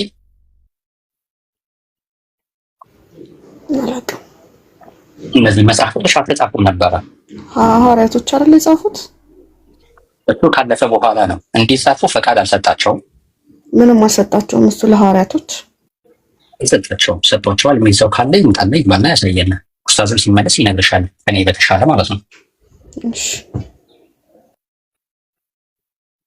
ኢብን ከነዚህ ራሱ መጀመሪያዎች ላይ መግቢያቸው ላይ ብታዩ መግቢያቸው ላይ ለናሙና እስኪ የማቴዎስ ወንጌልን መግቢያ ላንብብልሽ። ምን ይላል መግቢያው? የማቴዎስ ወንጌል ኢየሱስ የመምጣቱ ተስፋ ደግሞ የተነገረልን አዳኝ መሆኑና እግዚአብሔር በብሉይ ኪዳን ለሕዝቡ የሰጠውን ተስፋ ቃል የመፈጸሙን በእርሱ አማካኝነት መሆኑን የሚያበስረውን የምስራች ቃል የያዘ ነው። ይህም የምስራች ቃል አለ ኢየሱስ በመካከላቸው ተወልዶ ላደገው ለአይሁድ ብቻ ሳይሆን ለመላው ዓለም ጭምር ነው። የማቴዎስ ወንጌል አለ ተመልከች፣ በጥንቃቄ የተዘጋጀ መጽሐፍ ነው። ኢየሱስ መወለድ እንጀምርና ስለ ጥምቀቱና ስለ ፈተናው በኋላ በገሊላ የፈጸመውን የስብከት የማስፈወስ አገልግሎት ያቀርባል። ከዚህም በመቀጠል ኢየሱስ ከገሊላ ወደ ኢየሩሳሌም ካደረገው ጉዞና በዚህ ዓለም በቂያት ዘመን በመጨረሻ ሳምንት ስለሆኑት ነገሮች ይዘረዝራል። እነዚህም ነገሮች ስቅለቱን፣ ሞቱንና ትንሣኤውን ያጠቃልላሉ። ይህ ወንጌል አልተመልከቻም። ይህ ወንጌል ኢየሱስን የእግዚአብሔርን ሕግ ለመተርጎም ስልጣን ያለውና ስለ እግዚአብሔር መንግስት ኡስታዝ ተመልሰካል። ኡስታዝ ወልኝ ስልክ እየገባብኝ ነው። የስራ ስልክ ነው። ከዛ አንፃር ነው። ይቅርታ ጋር ማለት ቀጥል ይጀምር ከሆነ እሺ። መግቢያውን እያነበብኩ ነበረ። ይህ ወንጌል ኢየሱስን የእግዚአብሔርን ሕግ ለመተርጎም ስልጣን ያለውና ስለ እግዚአብሔር መንግስት የሚያስተምር ታላቅ መምህር እንደሆነ አድርጎ ያቀርበዋል። በትምህርቱ አብዛኛው ክፍል በተለያየ መልክ በተጠናቀሩ 5 ክፍሎች ይመደባል እያለ ይቀጥላል። ስለዚህ 4 ወንጌሎች ኢየሱስ ስማቸውን ራሱ አያውቃቸውም። የማቴዎስ ወንጌል፣ የሉቃስ ወንጌል፣ የዮሐንስ ወንጌል ተብለው እንደተሰየሙ ራሱ አያውቅም። ካለፈ በኋላ የተጻፈው ናቸው። ኡስታዝ ይሄን እዚህ ላይ ነበረ የኢየሱስን ወንጌል የተሰጠው እያለች መጽሐፍ ነው ወይስ ምንድን ነው እያለች እየጠየቀች ነበር። ወንጌል እኮ አስተምሯቸዋል አይደል እንዴ? ለሐዋርያቶች ወንጌልን ሰብኮላቸዋል እኮ። እንደ ሰው ሆኖ አንቺ በመጽሐፍ እያነበበ ሊያስተምርሽ ይችላል። እንዲሁ ደግሞ በድምፅ በቃል ሊያስተምርሽ ይችላል አይደል?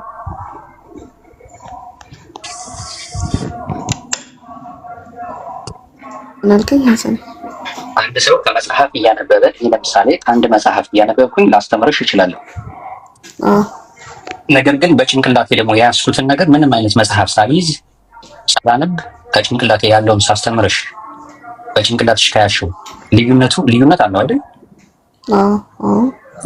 እኔ የማነበው የመጽሐፍ ሀሳብ አንድ ላይ ሆኖ ይችላል።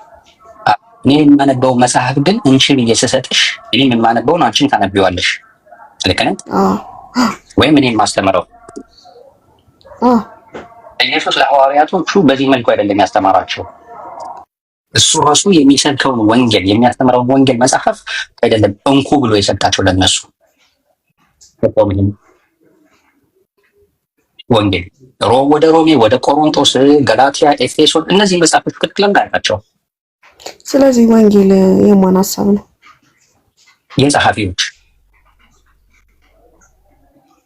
እነ ጳውሎስ እነ ጴጥሮስ ደብዳቤዎች ናቸው። በአብዛኛው ከቦታ ወደ ቦታ የተላኩ ደብዳቤዎች ናቸው። የምን ደብዳቤ? ግልጽ አድርግልኝ እስቲ ገባኝ።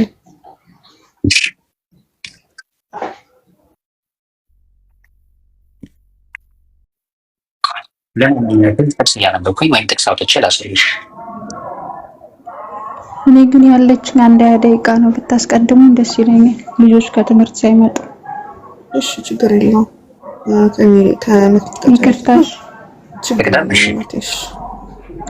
ይቅርታ እሺ ሃኒ፣ ልጆች ከትምህርት ስለሚመጡ ስራ ላይ ስለሆንኩ ነው። እሺ ሪካቴ ግን ኡስታዝ ተመልሷል። ኡስታዝ ይቀጥል። ኡስታዝ ቀጥል። እሺ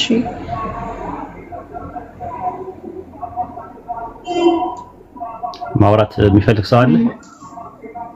አዎ እኔ የጥያቄ ላይ ያወራል ነበር እና በማግኘት እያስወጣኝ ስለነበረ ነው።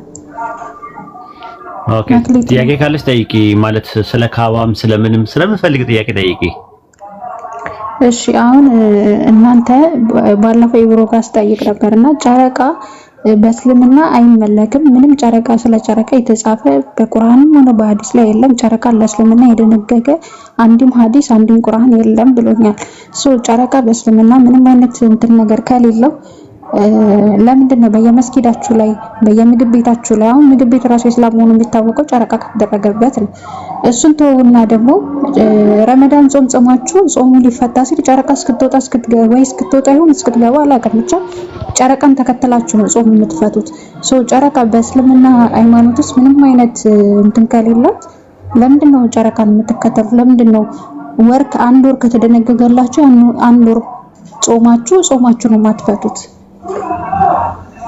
አሪፍ ጥያቄ ነው ራሱ። ማለት ማንም ሰው አንድ አይምሮ ያለው ሰው ሊጠይቅ የሚችለው ጥያቄ ነውና ምንም እንትን የለውም ራሱ ማለት ነው። በቁርአን ውስጥ ፀሐይና ጨረቃ የጊዜያት አምላካችን አለ ለምን እንደፈጠራቸው ሲናገር በሱረቱል አንዓም ምዕራፍ 6 ቁጥር 96 ላይ ፀሐይና ጨረቃ ለጊዜ መቁጠሪያ አድራጊ ነው ይላል። እንደውም ሱረቱ ዩኑስ ምዕራፍ 10 ቁጥር 5 ላይ ስትመለከቱ ፀሐይና ጨረቃን የዓመታትን ቁጥር ታውቁበትና ለእነሱ መስፈሪያዎችን ይለካ ነው ይላል። ዓመታት የምናውቅበት ነው። የዘመን አቆጣጠሮች በሁለት ይከፈላሉ። የምታውቂያቸው ቀመርያና ሸምስያ ይባላሉ። ወይም ደግሞ ሉናር ካላንደር እና ሶላር ካላንደር ተብለው የፀሐይ አቆጣጠርና የጨረቃ አቆጣጠር ተብለው ለስንት ይከፈላሉ? ለሁለት ይከፈላሉ ማለት ነው። የፀሐይ አቆጣጠር አንድ ዓመት የሚቆጠረው 365 ቀን ነው። የጨረቃ አቆጣጠር ደግሞ አንድ ዓመት ማለት 354 ቀን ነው።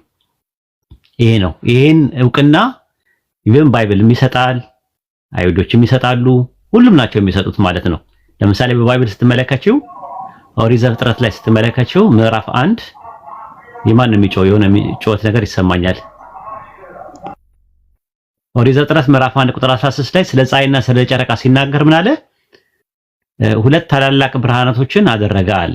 ምን ያደርጉ ዘንድ አለ? ቁጥር 11 ላይ ቀንን ሌሊትን ምልክቶችን ለዓመታት ይሁኑ ብሎ ነው ሲፈጥራቸው።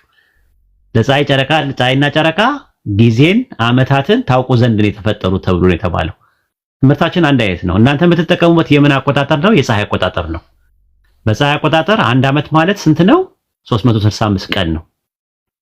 የጨረቃ አቆጣጠር ደግሞ አንድ ዓመት ማለት 354 ቀን ነው። በጨረቃ አቆጣጠር አንድ ወር የሚባለው 30 ቀን ነው በአቬሬጅ ራሱ ማለት ነው። በፀሐይ አቆጣጠርም አንድ ወር የሚባለው አንዳንዴ 28 ይመጣል፣ አንዳንዴ 29 ይመጣል፣ አንዳንዴ 30 ይመጣል፣ አንዳንዴ 31 ይመጣል። 30 በአቬሬጅ ላይ የተቀመጠ ቁጥር ነው። አንድ ወር ማለት 30 ቀን ነው የሚለው ነገር ያለው ማለት ነው። ከዛ አንፃር ነው እኛ ምንድነው የምናረገው?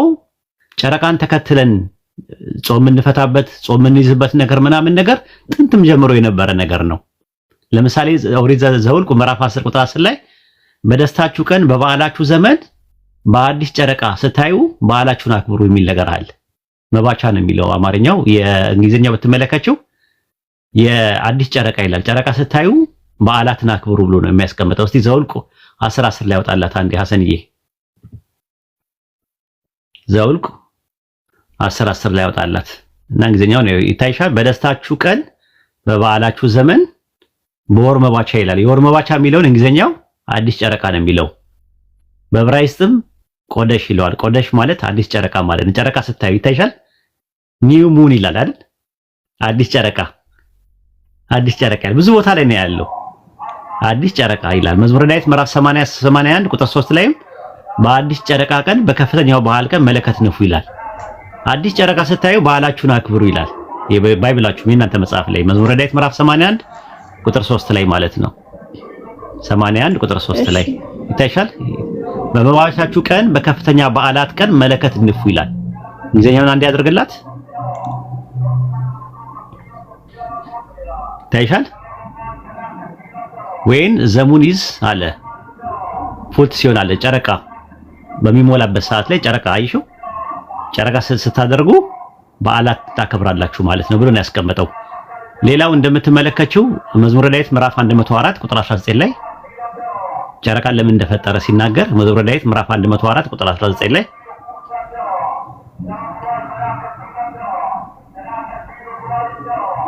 ሚያብሽ ነገር አለው። መክሌትዬ ሚዩት አድርጊውና እንትን መዝሙረ ዳዊት ሲታይሻል ምዕራፍ 104 ቁጥር 19 ላይ ምን አለ? ጨረቃን ለጊዜዎች አደረገ ይላል።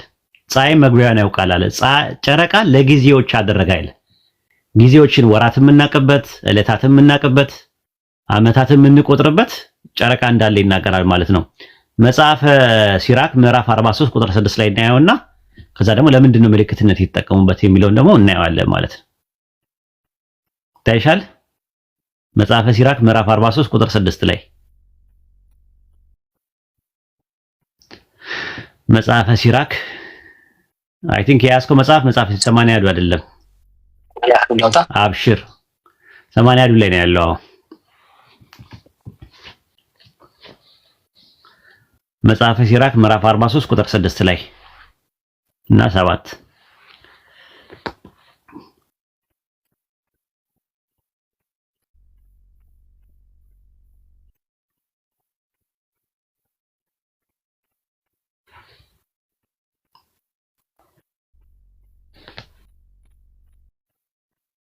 አላገኘውም። መጽሐፈ ሲራክ በቁርአንማ አሳየናት እኮ በቁርአን ሁለት ጥቅሶችን አሳይተናል። ፀሐይና ጨረቃ አሁን አገኘው 43 መጽሐፈ ሲራክ ምዕራፍ 43 ደርሶ አዛዥ የምትሆኑት ነገር ያስቀኛል። ከስር ሆናችሁ ልጅቷ ከቁርአንም ሰጥቻታለሁ። አሁን ደግሞ ከባይብል ከራሷ መጽሐፍ ውስጥም እንዳለ እንድትረዳው ነው። እሺ መዝሙረ ዳዊት ማነው? መጽሐፈ ሲራክ ምዕራፍ 43 ቁጥር 6 እና 7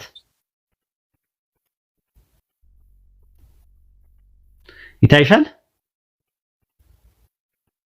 እሺ ምን ይላል? ጨረቃ ለሁሉም የዘመን መለኪያ ናት፣ ለዓለም ሁሉ ምልክት ናት። በእርሷ ቀን ይለያል፣ በጨረቃም የበዓላት ምልክት ይታወቃል። እኛ ጾም መያዛችን ጾም መፍታታችንን ጠብቀን ጨረቃ የምናደርግበት ነገር መጽሐፋችሁ ላይ አለ። እሺ ይሄ ጨረቃ የጊዜ አቆጣጠር ከሆነ እኔ የማውቀው ኦቶማኒው ቱርክ ነው አይደለ? በመስጊድ ላይ አውጥቶ የሰቀለው እንዲሁም በባንዲራቸው ላይ ጨረቃ ምልክቱን አሁን ጊዜ እንትኑን ነው ለምን እንደምንጾምና ጾም እንዴት እንደምንፈታ ወራታችንና አመታታችን ለምን በጨረቃ አቆጣጠር እንደምንቆጥር ነው መጀመሪያው። አሁን ምንድነው መሰለሽ መስጊድ ማማ ላይ ሲደረግ ወይም ባንዲራ ላይ ምናምን የሚለው ነገር በቅርብ ጊዜ ነው የመጣው። በ13ኛው በ14ኛው ክፍለ ዘመን ነው የመጣው። ለምን ክሩሴድ ዋር በሚባለው የመስቀል ጦርነት የሚባሉት ክርስቲያኖች መጥተው ሙስሊሞችን ከምድረ ገጽ እናጠፋለን ብለው 9 ጊዜ ጦርነት ሲያደርጉ ምልክት ይዘው የመጡት መስቀል ነው ይዘው የመጡት። ያኔ ምን አደረገ እሱ ለምልክትነት ሙስሊሞችን በጦርነቱ ለመለየት ተብሎ ምን አደረገ? ጨረቃና ኮከብ አድርጎ ይዞ መጣ። እሱ ከሃይማኖት ጋር የተያያዘ አይደለም ራሱ ማለት ነው። እኛ በመስጊድ ማማ ላይ የሚደረገው ለምን እንደሆነ ታውቂያለሽ? መስጊድ የቱ ጋር አለ የሚለው ነገር ሰዎች እንዲለዩበት ብለው ነው ሰዎች ያደረጉት እንጂ ያላ ትልቁ ቤት የት ነው ያለው? የት ነው የሚገኘው? መክሊትዬ ያላ ትልቁ ቤት የሚባለው ማለትም ያላ ትልቁ መስጊድ የት ነው የሚገኘው? መካ የሚገኘው ላይ መስቀል እንትን አለው ጨረቃና ኮከብ አለው። ሰዓቱ ላይ ይመስለኛል ያለ ይመስለኛል፣ እርግጠኛ አይደለም። እንትኑ ላይ ነው ማለት መካ ላይ ነው ያለው። ያ ሰዓቱ ሰዎች እንዲያዩት ነው እዛ አካባቢ ላይ መስጊድ እንዳለ ነው። ካባው ላይ የለም ግን ለምን የለም? ለምን አላደረጉትም? ሰዓቱ እኮ ሩቅ ነው ራሱ እንደዚህ ቋንዴ እሱ እኮ ኢትዮጵያ ውስጥም እኮ አንዳንድ መስጊዶች ላይ አለ፣ አንዳንድ መስጊዶች ላይ ደግሞ የለም። ግን የኔ ጥያቄ እኛም መስቀል የምናደርገው አንገታችን ላይ መስቀል የምናደርገው ክርስቲያንን እኔ የክርስቶስ ተከታይ ነኝ ብለን ምልክታችን ነው፣ መለያችን ነው። መኮ ፀሐይና ጨረቃ የኛም እንትን ነው የጊዜያት ማወቂያ ነው ተብሏል። የንጋት ኮከብ ናት ፀሐይ። ጨረቃ ደግሞ ያው እንደምትመለከችው ነው። ፀሐይና ጨረቃ የሚደረግበት ምክንያት ለምልክትነት ነው ራሱ። ፀሐይና ጨረቃ ከምልክቶቹ ናቸው ይላል። ምልክቶቹ ማለት ምንድነው? የሱ ተአምራቶቹ ናቸው ተብሎ በቁርአን ላይ ሱረቱ ፉሲላት ምዕራፍ 31 ቁጥር 37 ላይ ተቀምጧል። ከዛ አንፃር እነሱ ምን አደረጉ? ለምልክትነት ብለው ፀሐይና ጨረቃ አደረጉ ማለት ነው። ወይም ደግሞ ኮከብና እንትን አደረጉ ማለት ኮከብና ጨረቃን አደረጉ ማለት ነው። አውጣላት እሱንም ሱረቱ ፉሲላት ምዕራፍ 31 ቁጥር 37 ላይ ይኸውላችሁ ከስር ትሰግዳላችሁ ምናምን የምትለው አዎ መስቀል ቤዛችን ነው ብለን እንሰግዳለን። ግን እኛ መስቀል ስለምናምንበት ኧረ መክሊት አይደለም አሁን አታናጅኝ። አሁን እያነደሽኝ ነው። ታይ ምክንያቱም ከስር ያሉትን ታያቸው አናቃቸውም። ከስር ያሉትን አትከታተይ። ስለ እስልምና በደንብ ነው ስለ እስልምና ማወቅ ጠይቂ። ከስር ያሉትን ሚዩት አድርጉልኝ አድሚኖች። እነሱን አትከታተያቸው፣ እነሱን ታያቸው። በቃ ከኛ ጋር አውሪ። እኛ ሪስፔክት አድርገን ያመጣንሽ እኛንን ያመጣንሽ። አንቺ መከታተል ያለብሽ እኛን ብቻ ነው። ከስር የሚጻፈውን ከስር የሚባለውን ነገር አትከታተያቸው፣ ታያቸው እነሱን። አድሚን አለ፣ ለሱ አድሚን አለ። አንቺ ዝም ብለሽ ፎከስ አድርገሽ እኛን ብቻ ተከታተይ። ምን ያለ ዳዋ እንቅፋት እየሆናችሁ እንደሆናችሁ ወቁ ራሱ ማለት ነው። ልጅቷን እንትን አትበሏት፣ በቃ አትናገሯት። ቀጥይ መክሊትዬ። አሁን አውጣላት ሐሰንዬ አንዴ እና ደግሞ በማለትም ዝም ካልኩኝ ወጣው እንዳይመስላችሁ። እሺ ስራ ላይ ስለሆንኩ ምን ታሪክ እንደፈለሽ አውሪ። ሱረቱ ፉሲላት ምዕራፍ 41 ቁጥር 37 ላይ ምን ይላል? ሌሊትና ቀን ፀሐይና ጨረቃ ከምልክቶቹ ናቸው ይላል። ማለት ከታምራቶቹ ማለት ነው። ለፀሐይና ለጨረቃ አትስገዱ፣ ለዛ ለፈጠራቸው ለአላህ ስገዱ። እርሱን ብቻ የምታመልኩ እንደሆነ ለእርሱ እንጂ ለሌላ አትስገዱ ይላል። ስለዚህ እዚህ ጋር የሚያመለክተው ነገር ምንድነው? በሰንሳት ፀሐይና ጨረቃ ከምልክቶቹ ናቸው። ፀሐይ ደግሞ የንጋት ኮከብ ናት። የንጋት ኮከብ ሞርኒንግ ስታር የምትባለው እሷ ናት። ጨረቃ ነው። ጨረቃና ፀሐይ በቁርአን ላይ ያለው ኢምፕሊኬሽን ምንድነው? ጨረቃና ፀሐይ ምልክታቸው ምንድነው? ለዘመናት ማወቂያ ብሎ ነው አላህ የደነገጋቸው ራሱ ማለት ነው። ቅድም ያየሽው ላይ ማለት ነው። ፀሐይ ጨረቃ ተብሎ የተቀመጡት ከዛ አንፃር ነው ማለት ነው። እና ከዚህ ውጪ የላቸው። ሱረቱ ዩኑስ ምዕራፍ 10 ቁጥር 5 ላይ አንድ ያውጣላትና እሱን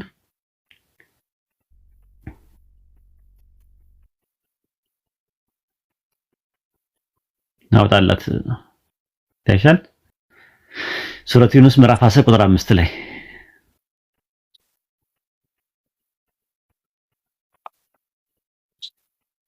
ይታይሻል። እርሱ አላህ ማለት ነው ፀሐይን አንጸባራቂ ጨረቃን አብሪ ያደረገ ነው አለ። ለምንድን ያደረገው? የዓመታትን ቁጥርና ሂሳብ ታውቁ ዘንድ ለእነርሱ መስፈሪያዎችን ይለካ ነው። አላህ ይህን በእውነት እንጂ በከንቱ አልፈጠረም። ለሚያውቁ ህዝቦች አንቀጾችን ያበራራል አለ። ለከንቱ ሳይሆን በቃ ዓላማ አላቸው። ዓላማቸው ፀሐይና ጨረቃ ለምንድን ነው? ዓመታትን ቁጥር እንድናቅ፣ ሂሳብ እንድናቅ፣ አስትሮፊዚክስ የሆኑ ነገሮችን እንድናቅ ከሚለው አንፃር ነው። እና እነሱም ያደረጉት እንትን ነው። ያ ነገር እኮ ትክክልም ላይሆን ይችላል እኮ። አሁን ለምሳሌ ብትፈቅጂልኝ ጨረቃና ኮከብ ከመስጊድ ማጥፋት ከሚፈልጉት ሰዎች ውስጥ አንደኛው ነኝ እኔ ለምሳሌ። ምክንያቱም ጨረቃና ኮከብ ምልክትነት እንትን አይደለም። ሰሃባዎች አላደረጉ፣ አብዮቹ አላደረጉ፣ ሶስቱም ጀነሬሽኖች አላደረጉም። ሰለፎች ቀደምት የነበሩ ሰለፎች ፀሐይና ጨረቃን በመስጊድ ማማ ላይ አላደረጉም። ራሱ ማለት አያውቁትም ራሱ። ስለዚህ ያ የመጣው 14ኛው ክፍለ ዘመን ላይ ነው የመጣው። ኦቶማን የሚባለው ኢምፓየር ከክርስቲያኖች ጋር ውጊያ መተው ሊወጓቸው ሊያጠፉ እስልምናን ከምድረ ገጽ እናጠፋለን ብለው ጦርነት ሲያደርጉ እነሱ መስቀል ይዘው ሲመጡ እነዚህኞቹ ደግሞ ኦቶማኖቹ ደግሞ ፀሐይና ጨረቃን አደረጉ። ከዛ በኋላ ፀሐይና ጨረቃን ደግሞ የሚገርምሽ ነገር ለመስጊድ ማማ ላይ ያ ነገር የተገነባው ህንፃ መስጊድ ነው የሚለውን ነገር ሰዎች እንዲያውቁበት ብቻ ነው አገልግሎት የሚሰጠው። ከዚህ ውጪ አገልግሎት የለውም። ሚናሬት ግልጽ ነው። እሺ እንደዛ ከሆነ እስማማለሁኝ እንጂ ይሄ ጨረቃ በእስልምና ውስጥ አንድም ቦታ ተደንግጎ ሳይኖር ለእናንተ ምልክት የሚሆንበት ነገር ግራ ያጋባኝ ነበረ። እሺ አሁን ነብዩ መሐመድ እንደማንኛውም ነብይ ነው አይደለም? አማላጅ ወይም መልአክ ወይም ምንም አይደለም። ያኔ እንደ ሌሎቹ ነቢያቶች ነብይ ነው አይደለም? ለምንድን ነው በእስልምና ይሄን ያህል ትልቅ ቦታ የምትሰጡት? እንደገና ደግሞ ነብዩ መሐመድ በሱረቱል ስንት ላይ እንደሆነ በእርግጠኝነት አላውቀውም፣ ግን እኔ ከእስልምና የመጀመሪያ ነኝ ያለው ከምን አንፃር ነው? ካለበት ትውልድ አንፃር ነው? እምነቱን ከመመስረት አንፃር ነው? ከምን አንፃር ነው? ነብዩ መሐመድ እኮ እኔ የእስልምና የመጀመሪያ ነኝ ብሏል። ከሴቶች ደግሞ መጀመሪያ የተከተለችው ማናት? ሚስቱ ጀሚላ ናት አይደለም? ይሄ ነገር ከምን አንፃር ነው? ነብዩ መሐመድ እኔ የመጀመሪያ ሙስሊም ነኝ ካለ ከሱ በፊት እስልምና አለ የምትሉ ከሆነ እንዴት እኔ የመጀመሪያ ነኝ ይቻላል? አብሽሪ ችግር የለውም። ፈገግ ያደርጋል። ምን እንዳሳቀኝ ታውቂያለሽ? ገብቶሻል? ሲሳኩበት ለመጀመሪያ ጊዜ የተከተለችው ሚስቱ ጀሚላ አለሽ። ኸዲጃ ለማለት ፈልገሽ ነውና ደስ ይላል። እና ጊዜ ፈገግ ችግር የለውም። እኔ ስለ በደንብ አላውቀውም፣ ግን የመጀመሪያ የተከተለችው የራሱ ሚስት ደስ ይላል። ፈገግታ ሱና ነው። አስደሰትሽ ማለት ፈገግ አደረግሽን ለማለት ፈልጌ ነው። አንዳንዴ ደስ የሚል ነገር ላይፍ ራሱ እኮ ሲሪየስ ነው እና አንዳንዴ ፈገግ ማለትም ደስ ይላል ለማለት ፈልጌ ነው። እና ከመጀመሪያውኑ ልጀምርና ወደ ሁለተኛው ሊድ ማለት ነው። መጀመሪያ ረሱል ሰለላሁ ዐለይሂ ወሰለም ኦንቶሎጂካሊ ሰው ናቸው። ከሰው የዘለለ ነገር የላቸውም። ቁርአን ላይም እኔ ሰው ብቻ ነኝ በል የሚል ብዙ ቦታ ላይ አለ። ሲላኩ እኔ ሰው ብቻ ነኝ፣ ከዚያ የዘለለ ነገር የለኝም። መልአክ አይደሉም፣ አምላክ አይደሉም። 4 ነጥብ ላይ ሰው ናቸው። እንዳንቺ ካንቺ በሰውነት ሰው በመሆን በኦንቶሎጂካሊ በምንነት አንድ ናቸው ካንቺ ጋር ምንም ይለ ካንቺም ከኔም ጋር የሚለዩት ነገር የለም። ሜታፊዚካሊ ግን በማንነት ይለያሉ። በማንነት ምንድናቸው? ነብይ ናቸው፣ መልእክተኛ ናቸው፣ የአላህ ባሪያ ናቸው። ቁርአን በእሳቸው አማካኝነት ነው የተወረደው። የነቢያት ሁሉ መደምደሚያ ናቸው። ከእሳቸው በኋላ የሚመጣ ነብይ፣ የሚወርድ መጽሐፍ፣ የሚላክ መልእክተኛ የለም። አላህ በቁርአን ውስጥ አልቋቸዋል፣ አክብሯቸዋል። የደረጃ ልዩነት ብቻ ነው ያለው ከኛ ጋር። ያ የደረጃ ደግሞ ኢኮኖሚካል ነው። ምጣኔያዊ ነው እንትናቸው ማለት ነው ደረጃቸው እንጂ በሰውነት እኔንም አንቺንም አይበልጡም በሰውነት ማለት ነው ሰው በመሆናቸው ማለት ነው። ከሰውነት ሌላ ተራ ካወጣናቸው ወይ መልአክ ነው የሚሆኑት ወይ አምላክ ነው የሚሆኑት ወይም ደግሞ ዝቅም ከተባለ ሰው እንስሳም ድንጋይም ምናምን አታክልትም ነው የሚሆነው። ስለዚህ ሰው ናቸው። ከዛ እንወዳቸዋለን እናከብራቸዋለን።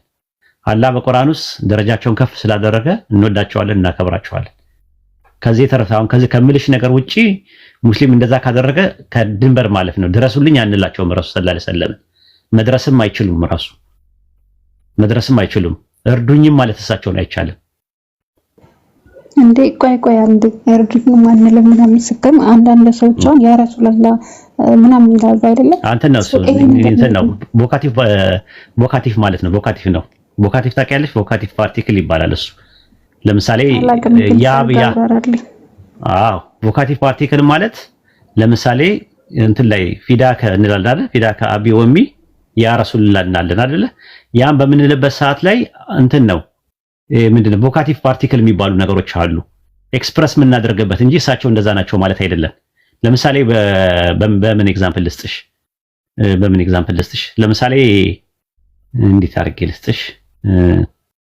ቆይ እንትን ላይ ባይብል ላይ ያዕቆብ ሆይ የጠራው እስራኤሎች ስማ ምናምን ነገር ይላል አይደል? ፈጣሪ ዘኍልቍ 24:5 ላይ ያዕቆብ ሆይ ይለዋል። ያዕቆብ ሞቷል። ያዕቆብ ሆይ እያለ ሲጠራው ፈጣሪ ምን እየለመነው ነው ወይስ ምንድን ነው? ክብሩን ለማሳየት ነው እንጂ እየጠራው አይደለም ፈጣሪ አይደል? ያዕቆብ ሆይ እያለ ይናገራል። ዘዳግም 33:18 ላይ ዛብሎን ሆይ በመውጣትህ ይሳኮር ሆይ ምናምን ነገር እያለ ይናገራል። ይሳኮር ሆይ ዛብሎን ሆይ ሲላቸው ፈጣሪ ምን እያላቸው ነው? ጸሎት ነው እየጠራቸው ነው ወይስ ደግሞ እያከበራቸው ነው የሚያሳየው? መክሊት እሺ። ስለዚህ ረሱል ወይም ነብዩ ያ ረሱላህ ስንል እያከበርናቸው ነው ያለው ነው እንጂ ያ ረሱላህ እያልን እየጠራናቸው አይደለም። አይሰሙማ እንዴ? ሊሰሙ ይችላሉ። እሳቸው ሰው እኮ ናቸው። አንቺም ያ ረሱላህ ካልሽ እንደዛ ከሆነ ጥሪ ከሆነ እኔም እዚህ ጋር ሆኜ ያ ረሱላህ ካልኩኝ ሁሉንም መስማት አይችሉም። እሳቸው ውዴታችንን እየገለጸን ያለ ነው፣ አክብሮታችንን እየገለጸን ያለው እንጂ እሳቸውን እንትን እያለን እየጠራን አይደለም ራሱ ማለት ነው። ሁለተኛ ሳሙኤል ምዕራፍ 1 ቁጥር 21 ላይ እናንተ የጊልቦን ተራሮች ሆይ እያለ ይናገራል። ተራሮች ሆይ እያለ ፈጣሪ ስለሚናገር ፈጣሪ ወደ ተራራን እየጠራ ነው ያለው ማለት ነው አይደለም። ራሱ ኢሳይያስ 52 ቁጥር 9 ላይ ኢሳይያስ ምን አለ? እናንተ የኢየሩሳሌም ፍርስራሾች ሆይ ይላል። የፈራረሱት በባቢሎን ምርኮ ጊዜ ፈራርሰው የፈራረሱት ምን አለ? እናንተ የኢየሩሳሌም ፍርስራሾች ሆይ እያለ ፍርስራሾቹን ያወራል። ግን ያመለካቸው ነው ማለት አይደለም። ኤርሚያስ 47:6 ላይ ኤርሚያስ ምን አለ? የእግዚአብሔር ሰይፍ ሆይ እያለ ይናገራል። ሆሴዕ 13:14 ላይ ሞት ሆይ ቸነፈረ ወዴት ነው? ሲኦል ላይ ማጥፋት ወዴት ነው እያለ ይናገራል ሆሴዕ። ሕዝቅኤል ምዕራፍ 37 ቁጥር 4 እናንተ የደረቃችሁ አጥንቶች ሆይ ይላል። እያወራቸው ነው አጥንቶች ያወራሉ። ኤርሚያስ 46:9 ላይ ፈረሶች ሆይ እናንተ ፈረሶች ሆይ እያለ ያወራቸዋል። ግን ፈረሶችን ሊትራሊ እያወራቸው ነው ወይ? ዘካርያስ 11:2 ላይ ነብዩ ዘካርያስ ጥድ ሆይ አንተ የጥድ ዛፍ ሆይ እያለ ያወራል። ያ ምን ይባላል? ቮካቲቭ ፓርቲክል ይባላል ራሱ ማለት ነው። የግድ ዱዓ አይደለም። ያ ዱዓ እያደረግን አይደለም ራሱ ገባሽ? ከዛ አንፃር ነው እንጂ ረሱል ሰለላሁ ዐለይሂ ወሰለምን አንጠራቸውም፣ አይፈቀድም። ያ ረሱሉላህ ብለን ዱዓ ማድረግ እሳቸውን እርዱን ድረሱልን ምናምን ብለን መጠቀም አይፈቀድም በኢስላም። ሽርክ ነው። የአላህን ጌትነት ጋር እንትን ማለት ነው። የአላህ ነብይ ወይ ግን ስንል የአላህ መልእክተኛ ወይ ስንል ግን አክብሮታችንን ውዴታችንን እየገለጽን ነው ያለ ነው ማለት ነው። አይ እንዲገባሽ ነው። እኛ ጋር አሁን በኢስላም አለ እንደዚህ ቮካቲቭ ፓርቲክል የሚባል ነገር አለ። አንተ ሰው ሆይ አንተ እንትን ሆይ ምናምን ብለሽ ልትይ ትችያለሽ። ግን ያ ሰውየውን እየጠራሽው አይደለም። በሱ ሊትራሊ እየጠራሽው አይደለም። እንደዛ ከሆነ በእናንተ በራሳችሁ አስተምሮ ኢየሱስ ክርስቶስ አልሞተም፣ በሁለተኛ ሰማይ ላይ ያለ እንዳልሞተ ታምናላችሁ። በትንሣኤ ቀን ተመልሶ እንደሚመጣ ታምናላችሁ። ትንሣኤ ቀን ሲቃረብ ተመልሶ ይመጣል። ረሱል ሰለላሁ ዐለይሂ ወሰለም ያሉት መቃብር ውስጥ ነው ያሉት፣ መዲና መቃብር ውስጥ። እሺ መቃብር ውስጥ ከሆነ እንዴት ነው ይሄ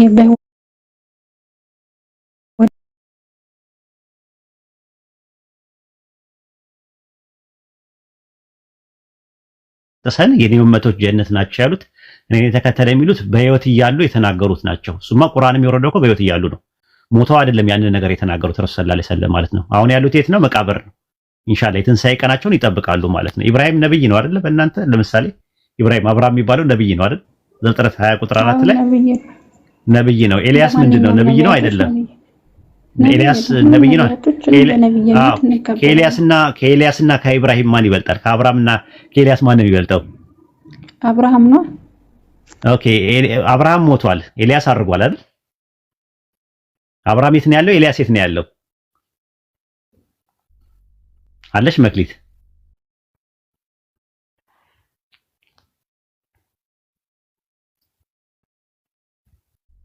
መክሊት አለሽ? ሚዩት አድርገሻል።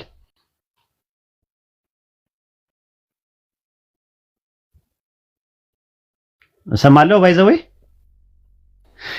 አርጉልኝ እኔ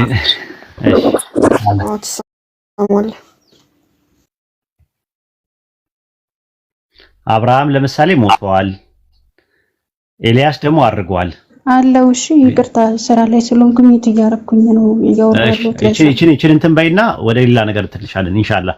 አብርሃም ሞቷል አይደለ? አብርሃም ሞቷል አይደለ? አዎ አብርሃም ሞቷል። ኤልያስ ደግሞ አልሞተም። ሁለተኛ ነገሥት ምዕራፍ 11 ላይ። ስለዚህ ኦንቶሎጂካሊ የሚለያቸው ነገር አለ። ኦንቶሎጂካሊ እነሱን የሚለያቸው ነገር አለ። የኤልያስ ማድረግና የአብርሃም ሞት በነብይነታቸው ላይ አሉታዊ አዎንታዊ ተጽዕኖ ይኖረው ነው አይደለም? አሁን ነብዩ ኢብራሂምም ሆነ ኤልያስን እኛ አማላጅ ናቸው አንልም። ወይም ደግሞ በትንሳኤ ቀን እነሱ የኛ ትውልድ ናቸው የኛ እንትን ናቸው ብለው ይባላል እንጂ ናቸው። አይ አማላጅ ናቸው። ጻድቃንም በባይብልም ከሄድሽ ጻድቃንም ሰማዕታትም መላእክትም አማላጆች ናቸው አይደል? በባይብልም በክርስትና አንቺ ከኦርቶዶክስ እኮ ነሽ አይደል እንዴ? መላእክቶች አይጸልዩም እንዴ? ይጸልያሉ እኮ። ነቢያቶችም ጻድቃንም ያማልዳሉ። እናንተ በእኛ ደግሞ ረሱል ሰለላሁ ዐለይሂ ወሰለም የቂያማ ቀን ሲቀሰቀሱ ያኔ ሸፋ ይሆናሉ ማለት ነው። ሻፊ ይሆናሉ ማለት ነው። ሸፋቸው ይጠቅመናል ማለት ነው።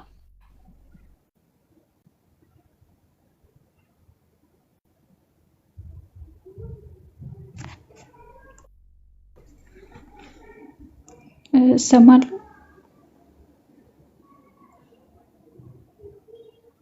አዎ መክሊ አለሽ። ኡስታዝ ፓውዝ አድርጎ ነው ይመለሳል ኢንሻአላህ። ታቡን ኡስታዝ እስከሚወጣ ድረስ አንዴ ብለን ላስገባው። እሺ ታች ያለን ሰዎች ቶሎ ቶሎ በሉ። ታቡን አንዴ ብለን ላስገባው ግን ደስ ይላል። ለዛ ነው እኮ ሼር አደረኩልሽ መክሊት። እንኳንም መጣሽ። እንኳንም ሼር አደረክልኝ። እንኳንም መጣሁ።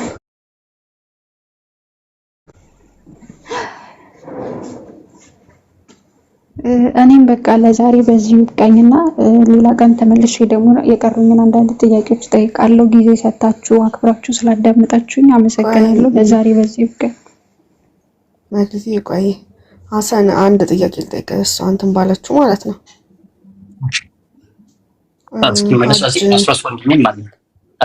እሺ ሀጅ አድርጉ የሚል አስተምሮ ሰላም አለይኩም አይመች ዘጣፍ ላይ አለ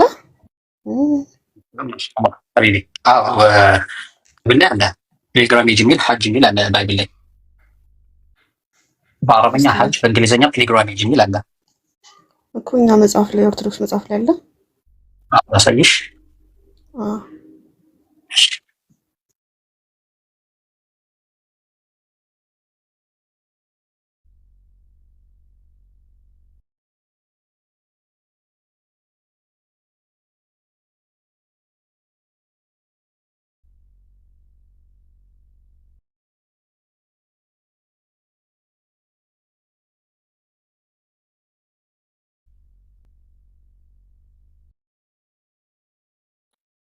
እንደዚህ የተባለው አይዋ ሐሰን መርሐባ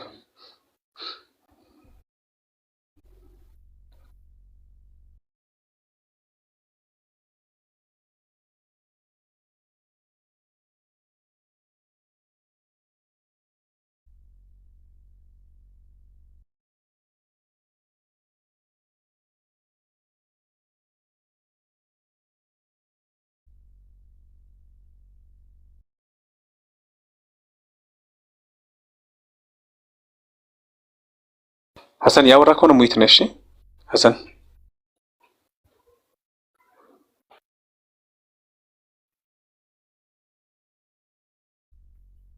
ተሰማለው አሁን መጣ ዘፍጥረት 47 ላይ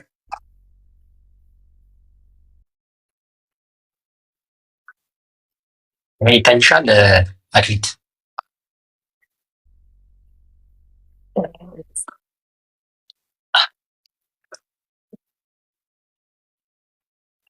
ይታያል?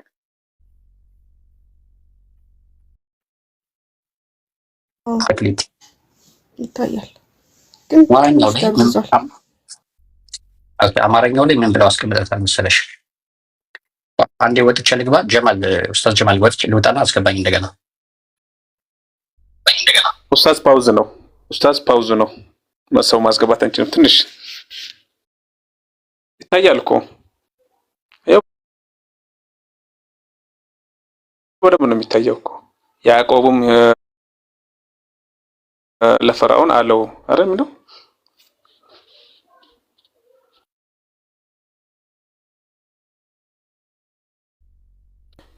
አትሰማም? ሐሰን ነው አትሰማም? ሚት ነክ ሐሰን። ኦኬ እሺ፣ አሁን እሰማለሁ። እንዲህ ይላል ያዕቆብም ለፈርዖን አለው የእንግድነቴ ዘመን 130 ዓመት ነው። የህይወቴ ዘመኖች ጥቂትም ክፉም ሆኑብኝ። አባቶቼ በእንግድነት የተቀመጡበትን ዘመን ያዕቆብም ፈርዖንን ባረከው፣ ከፈርዖንን ቤት ወጣ እያለ ይናገራል። ልክ እንግሊዝኛ ይሄንን ቴክስት እንግሊዝኛው ላይ ስታደርጊው እዚህ ጋር ሀጅ የሚለውን ማለት ነው አማርኛው ላይ በሌላ ነው የተረጎሙት። and Jacob said to Pharaoh the years of my pilgrimage 100 እያለ ነው የሚቀጥለው። እዚህ ጋር ፒልግራሜጅ የሚለው ይታይሻል?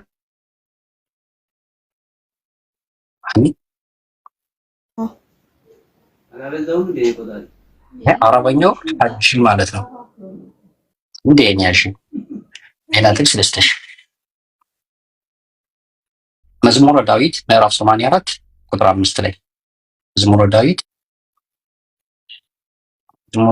ምዕራፍ 84 መዝሙረ ዳዊት ፓስተር 84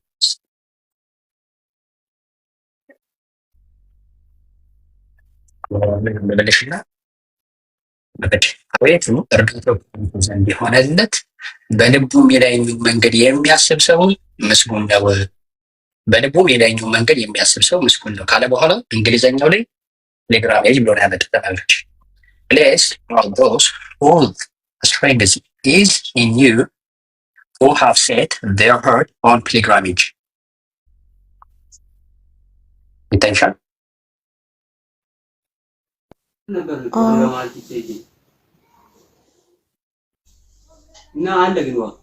መክሊት አየሽው ሀጅ የሚለውን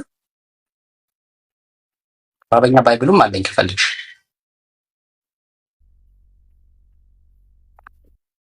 መክሊት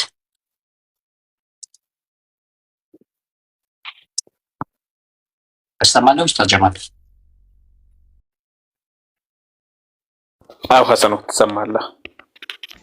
እኔ ተሰማላችሁ። እሺ ልጅ አንድ ጋር ስለመጡ መክሊት እየተባለው እንደሰማሽው አይደለ?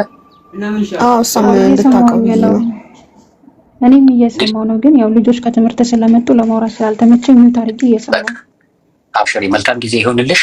ዛሬ የተሰማሽውን ነገር አጣጥመሽ እና አውጥተሽ አውርደሽ የሚቀጥለው ቀን ስንገናኝ በአዲስ ርዕስ እንገናኛለን። ለሚቀጥለው ስትመጪ ግን ለኮመንቶች ምንም አይነት ትኩረት አትስጪ። ጭራሽ እንደሌሉ ሰቢያቸው ማንም እንደሌለና አንቺና እዚህ ጋር የተቀመጠው ሰው የምትወያይበትን ብቻ ፎከስ አድርገሽ እሱን ብቻ ይዘሽ በኪስሽ ይዘሽ ሄጃለሽ በሚቀጥለው። እሺ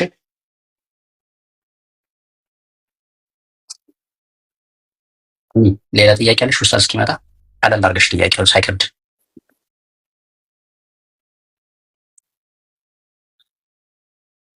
በነገራችን ላይ ሐሰኑ እሷ ብቻ ሳይሆን ሌሎችም ጠያቂዎች ማለት ነው ኡስታዝ ጊዜ ሰጥቶ ኡስታዞች ከእናንተ ጋር ያወሩ ኮሜንቶች እንዲህ ያሉኝ ስትሉ ትንሽ ኡስታዞቹም ቅር ይላቸዋልና ኮሜንቶቹ ፍለጋ እኮ አይደለም የሚመጣ ነው። ሁላችንም ቢሆን ማን ነው ትምህርቱንና ኡስታዝ ፍለጋ እስከመጣን ድረስ ኮሜንት የፈለጉት መጽሐፍ እንደውም እነሱን መናቅ ነው ያለብን። እኛም አንደግፋቸውም። ወላሂ የሚሳደብ ሰው ማለት እስልምናን አይወክልም። ልንገራችሁ፣ እስልምና በጭራሽ ማለት ነው እስልምና ተሳዳቢ ሀታ የቤት እኮ 3 ህጎች አሉት። አንደኛ ደረጃ ጫጫታ ውለን ሆነ አለመግባት፣ ሁለተኛ ደግሞ ከገባን በኋላ ጣልቃ አለመግባት፣ ሶስተኛ ደግሞ በኮሜንትም የትኛውንም አካል ገስትም ላይ መሳደብ አይቻልም። ሙስሊሞች ራሳቸውን የቤቱን ህግ እያጥፉ ያሉት እንግዲህ ታዲያ የቤታችን ህግኛ ካላከበር ነው ማን ነው የሚያከብረው? ከሌላው አካሎች ምን ተለየን? ጣል የምናደርጋት ኮሜንት እኮ ቀላል አይደለችም። ገስት ላይ ሆኖ ለሚያወራ ሰው ማለት ነውና ይባካችሁ ለኸይር ነገር በርዘጊ መሆን የለብንም። ቢያንስ ሌላው ማስከበር ቢያቅተን የራሳችን አለቃ መሆን ቢያቅተን አይገባም። ትልልቅ ሰዎች ነን ነው። አው የምር እኔ መጥቻለሁ። የምትረብሹት ሰው ጥያቄ እንደፈለገ እንዳይጠይቅ ሼም ይዞት አፍሮ ዝም እንዲል ነው የምታደርጉት። እኔ በነገራችን ላይ ውስጤ ጥያቄ ከፈጠረብኝ ከመጠየቅ ወደ ኋላ አይደለም። ምክንያቱም ማወቅ መማር እውነቱን መያዝ ነው የምፈልገው። ለዛም ነው ረፉ ጥያቄሽን እየመለሰልሻለሁ። ከታች ያለው ኮሜንት ያለው ሰው ነው ወይስ ከላይ ያለው ሰው ነው? ነው ከላይ ያለው ነው። ግን አሁን ለምሳሌ እኔ ኦርቶዶክስ እምነት ተከታይ ሆኜ መስቀል ተሸክማላችሁ ምናምን ብሎ ሲሳደብ አንድ ሰው እምነቴን እየነቀፈ እዚህ ጋር ዝም ብዬ ጆሮ ዳባ ብዬ ልናገር አልችልም። በጨረሻ አልችልም። አይዘሽ ይሄንን ሚውት ያደርጉታል ያለውን ሰው ሚውት ያደርጉታል ማለት ነው። እንትን አተከታታይ ያልኩሽ ለዛ ነው። ከታች ያሉት ኮሜንት ላይ ያሉትን ሰዎች አድሚኖች ሚውት ማድረግ ይችላሉ። እንትንም አላቸው እንትን ስላሉ እነሱ ይቆጣጠሩታል። እኔና አንቺ ከላይ ነን፣ አይመለከተንም። ከላይ እንትን እኔ አሁን አላያችሁም። ከስርኳ ላይ እኮ ራሱ እኔንም እኮ የሚሰድቡ አሉ እኮ መክሊት። ክርስቲያኖች ብቻ ሳይሆኑ ሙስሊሞችን ዝም ብለው ወጋ ማድረግ ደስ የሚላቸው ሰዎች አሉ። ወጋ ማድረግ ደስ የሚላቸው ምክንያቱም እነሱም መፈመስ ይፈልጋሉ። አንዳንድ ሰዎች ቪዲዮ ላይ እኮ የሚሰሩብኝ ሁሉ አሉ። ሙስሊሞች ነው ስላላየሻቸው ነው እንጂ ዞር ብትይ እኮ አረ ሲጀመር ማለት ነው ሙስሊሞች ቪዲዮ ላይ የሚሰሩብኝ ሙስሊሞች አሉ እኔ ላይ ማለት ነውና ቪዲዮ ይሰሩብኛል እኔ ላይ ማለት ነው። እንዲህ ማለት ነው የነበረብህ፣ እንዲህ ማለት አይደለም ማለት የነበረብህ እንደዚህ ነው። እንትን ቤት አትግባ ይላሉ። አሁን አንዱ ምን ቪዲዮ ሰራብኝ መሰለሽ? ኤቲስት ቤት ለምንድን ነው የምትገባው? ኤቲስት ቤት መግባት የለበትም ብለው ቪዲዮ ሰርተውብኝ ከ6 ወር በኋላ ኤቲስት ቤት ተገኘ። ከዛ ለምንድን ነው ኡስታዝን እኮ ቪዲዮ ሰርተህበት ነበር ሲሉ ምን አገባችሁ መብቴ ነው። ደግሞ የት እንደምገባ ልትቆጣጠሩኝ ፈለጋችሁ እንዴ አላቸው። ገባሽ? የት እንደምገባ ደግሞ ልትቆጣጠሩኝ ፈለጋችሁ እንዴ? አታፍሩም እንዴ? ደግሞ እንዴ ምናምን ነገር እያለ ሲናደድ ነበር። ራሱ እኮ ቪዲዮ እኮ ሰርተውብኛል ለኔ ኤቲስት ቤት እንዴት ይገባል ብሎ ቪዲዮ ላሰርተውብኛል ራሱ። እና ሰዎች የማይሰሩትን ነገር ነው እነሱ መፈመስ ሲፈልጉ እንደዛ ነው የሚያደርጉት። አንቺ ደግሞ ስማርት ነው መሆን ያለብሽ። ገባሽ? ዛሬ አስታበል ምናምን በያቸው አስታበል ምናምን በያቸው ስም የያዙ ልጆች እንደው ኮሜንት ላይ አስገባት ምናምን ሲሉ ነው የሰማሁት። ምክንያቱም ባለፈው ኢብሮ ቤት ስጠይቅ ስለነበረ አስገባት ምናምን ብሎ ሲተባበሩ ነበሩ ከአንዳንዶቹ ውጪ ማለት ነው። ያው እየተሰደብክ ደግሞ መቆም ትንሽ ይከብዳል። ለዛ ነው ኧረ የተሰደብሽ ምን ሆነ አልጋ ባልጋማ አይደለም። አዎ ግን ማክሊትዬ በውስጥም ብዙ ስድብ ይጠብቅሻል። በውስጥ በራሱ ብዙ እኔ አሁን ብዙ ነገር ነው የምባለው፣ ግን ቼክ አላረጋቸው። ምክንያቱም እውነትን ለማወቅ እስከመጣሽ ድረስ ያንን ጥያቄሽን ጠይቀሽ በተረዳሽበት መንገድ እንትን ብለሽ መውጣት ነው ያለብሽ እንጂ ለእነሱ ቦታ መስጠት የለብሽም። እኔ አሁን የሁሱና የዋሂድ ሚስት ነሽ፣ ስንት እየከፈሉሽ ነው፣ ተዋናይ ነሽ፣ ዳይሬክተር ነሽ ይሉኛል። ግን ቦታ አልሰጣቸውም። እዚህም ገብቼ መጥቻ አላወራም። ምንም ቦታ ከሰጠሻቸው ትናደጃለሽም፣ እንድትርቂም እውነት እንድታቂ የማይፈልግ ሰው ነው እንደዚህ እንትን የሚልሽ። ስለዚህ አንቺ የራስሽን ወደ እንትናችን ሄድና አይ ቲንክ እኔ እወጣለሁ አሁን በቃ ብዙ ቆይቻለሁ። መክሊት ግልጽ ነው ይሄ የሞተ ሰውና ሕያው የሆነ ሰው አንደኛ፣ ሁለተኛ ረሱል ሰለላሁ ዐለይሂ ወሰለም አማላጅ የሚሆኑት የቂያማ ቀን ነው። እሳቸው ብቻ አይደሉም አማላጅ የሚሆኑ ሰማዕታት ራሱ አማላጅ እንደሚሆኑ ቁርአን ይናገራል። ማነው ሐዲስ ላይ ረሱል ሰለላሁ ዐለይሂ ወሰለም ነግረውናል። መላእክቶች በአሁን ሰዓት ራሱ አማላጆች ናቸው። የሰማይ መላእክት ማለት ነው። በምድር ላሉ ምዕመናን ይጸልያሉ ስልሽ ይለምናሉ ራሱ ለሙእሚናን ማለት ነው። ራሱ ማለት አማላጅ ማለት ራሱ ለማኝ ማለት ነው እኮ ራሱ። አንቺ ራሱ እኮ አማላጅ መሆን ትችያለሽ። ራሱ ደዋ አድርጊልኝ ካልኩሽ ኦልሬዲ ምልጃና እኔ ላታነካከኝ ተው ነው ኤግዛምፕል ነው እኮ የሰጠሁሽ። ኤግዛምፕል ነው የሰጠሁሽ እና አማላጅ መሆን ያን ያለ የደረጃ ልዩነት እንጂ የሚያመጣው ሌላ ነገር አያመጣም።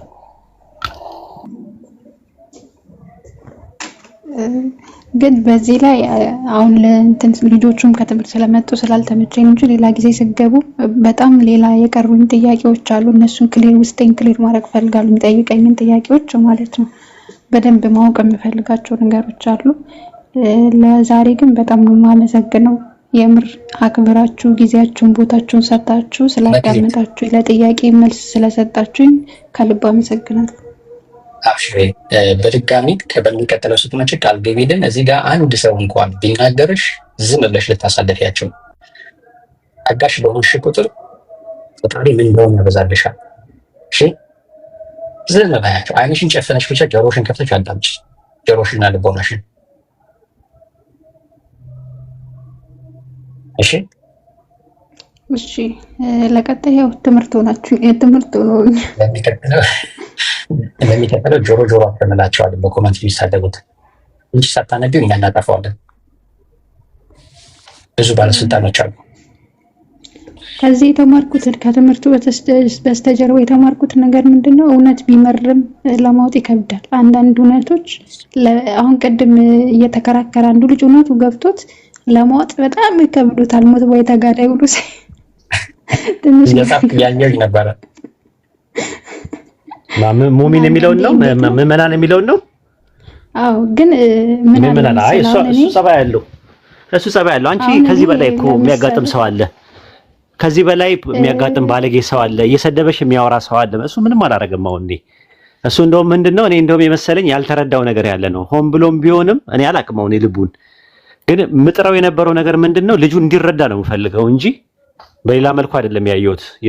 የሱን አካሄድ የሱን እንትን ማለት ዝም ብሎ ነው ለመጨማለቅ ነው የመጣው ምናምን ብዬ ማውረድ እችላለሁ። ግን ምናልባት ያልተረዳው ነገር ካለ አንዴ ከተረዳው በጸባይ ስለሚያዋራኝ እስከ መጨረሻው ድረስ በትዕግስት ማውራት ትችያለሽ።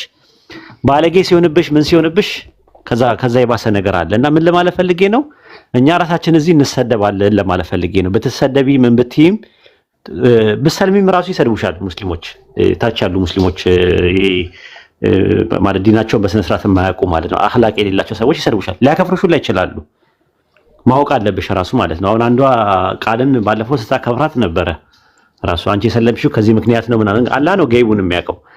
ግን አንቺ የሰለምሽው በዚህ ምክንያት ነው እያሉ ያከፍራሉ። እንደዚህ አይነት ያደርጋሉና ምን ለማለት ፈልጌ ነው ጥንቃቄ አድርጊ፣ አትከታተይ ለማለት ፈልጌ ነው። ማወቅ ያለባቸው ነገር ምን መሰለህ፣ አንድን ሰው ያለ ምንም ምክንያት ውስጡ የሆነ ጥርጣሬ አይፈጥርበትም። ለምሳሌ አሁን እኔ 24 ዓመቴን ያዝኩት ጥቅምት 19 አሁን በዚህ ወር ማለት ነው። 24 ዓመት ሙሉ ሳመልክ የነበረውን ነገር ድንገት ውስጥ የጥርጣሬ ሲፈጥርብኝ ይሄ ድንገት አይደለም። አንድ ፈጣሪ እውነቱን ሊያሳወቀ ሲመራክ ነው። ይሄን ነገር መረዳት መቻል አለባችሁ። ሁለተኛ ነገር ደግሞ ብከራከርም ይገባኛል መከራከር፣ ብጠይቅም ማስረጃ አምጡልኝ ብዬ ባፋጥጥም ይገባኛል። ምክንያቱም 24 ዓመት ሙሉ ቤተሰቦች ከአባትህ እናትህ ሲያመልኩት የነበረውን ነገር ልክ አይደለም ስትለኝ ልክ እንደሆነ ለማሳየት መጣጠር ይሄ የሰዋዊ ማንነታችን ነው። የሰው ልጅ ሁሉ የሚያደርገው ነገር ነው። ግዴታችን አሁን ለምሳሌ አንተ ኢየሱስ ክርስቶስ አምላክ አይደለም ነብይ ነው ስትለኝ እንዴ አምላክ ነው ብዬ ልከራከር ይችላል። ይሄ እውነት ነው። በቃ ያለ ምድር ላይ ያለው እውነት ነው። ሕፃን ልጅ ቢሆን ችግር የለውም። ባንዴ ሐሳቡን ልታስቀይሮ ትችላለህ። ግን ይከብዳል። ቀስ ብለሽ እንትን የህይወትና የሞት ጉዳይ ነው። የዘላለም ህይወትና የዘላለም ህይወት ጉዳይ ነው። የጀነትና የጀሃነም ጉዳይ ስለሆነ ጊዜ ሰተሽ አጥኚው። ይሄን ስሜት የሆነች የምትገቢበትም ነገር አይደለም። እንዳልሽው ሕፃን ልጅ አባብለሽ የምትወስጂውም አይደለም። ህይወትሽ ነው። ላንቺ የሚጠቅምሽ ነገር ነው። የሚበጀውን ከሚፋጀው የለየሽ ነሽ። 24 ዓመት ማለት በጣም ትልቅ ነው። ትልቅ እድሜ ነው። 24 ዓመት ማለት በጣም ኦልሞስት ለትዳር ለአቅመ ትዳር የደረሽ ሴት ነሽ። በደም አይመሩም። ፊዚካሊ፣ ሜንታሊ፣ ስፒሪቹዋሊም ማቹርድ ነሽ። አሁን ሳስበው ማለት ነው። አንቺን ሳስበው ማለት ነውና ዝም ብሎ ማንም ዝም ብሎ የሚጨንብሽ ሰው አይደለሽም። ስለዚህ በሪስፔክት ማድረግ አለብን። አንቺ ማክበር አለብን። ሐሳብሽን ማክበር አለብን። የምታምኝበትን ነገር ማክበር አለብን። ያንቺ ካላከበርኩልሽ የኔን የምታከብሪኛችም አንቺን ካላዳመጥኩሽ አታዳምጪኝም። እንደዛ ነው ያለው ነገር ማለት ነውና ግድ አይደለም አንድ ሃይማኖት ሁለታችንም አንድ ሃይማኖት የመከተል መሆን የለበት። ጥያቄሽን ብቻ አድሬስ ማድረግ ነው። ከዛ በኋላ ትሰልሚያለሽ አሰልም የሚለው የኛ ፋንታ አይደለም። ካላጋ የምጨርሽው ነገር ነው። ካላጋ የምጨርሽው ነገር ነው። ገባሻል? ያልጨረሽው ነገር ካለ እንደምዝዙ አታሉኝ የማደርገው ነገር አይደለም። ራስህ ነው ልሽና እንደዛ ነው። ቀጥኛው መንገድ አለ ይማርሽ። የቅድሙ ጥያቄ እንቀጥል ወይስ እኔ ልጣ? ልትቆዩ ከሆነ እሺ ጠይቂና እንትን በል። እሺ እንትን በልና ዙር እኛ ጋርም እየደረሰ ነው። እስከምትመለስ እኛ አለን ኡስታዝ አብሽርኛ ይችላል። ኢንጅል ነበር ቅድም የጠየቅኩት እና ኢንጅል ምን ማለት ነው? እና ኢንጅል መጽሐፉስ እንደ መጽሐፍ ነው ወይስ ምንድን ነው? ኢንጅል ማለት ለኢሳ ኢብኑ መርየም አለይሂ ሰላም የተሰጠው ኪታብ ነው። ሱረቱል ማኢዳ ምዕራፍ 5 ቁጥር 46 ላይ ታገኘዋለሽ።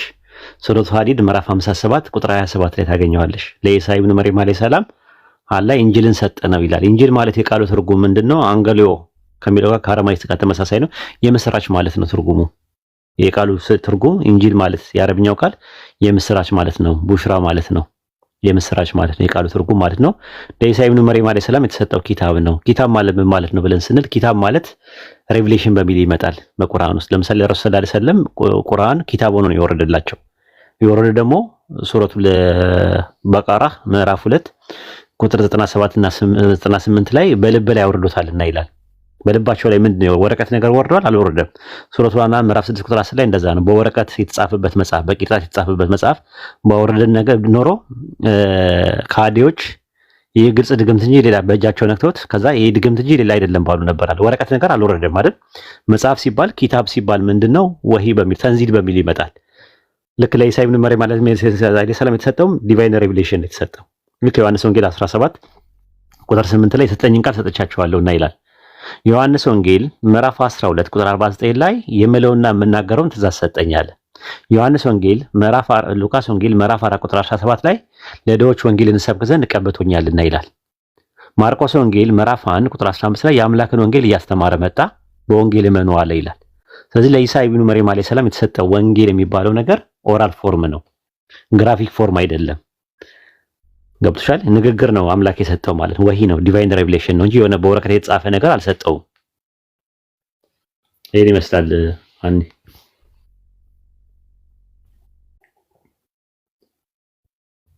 ሚት ነሽ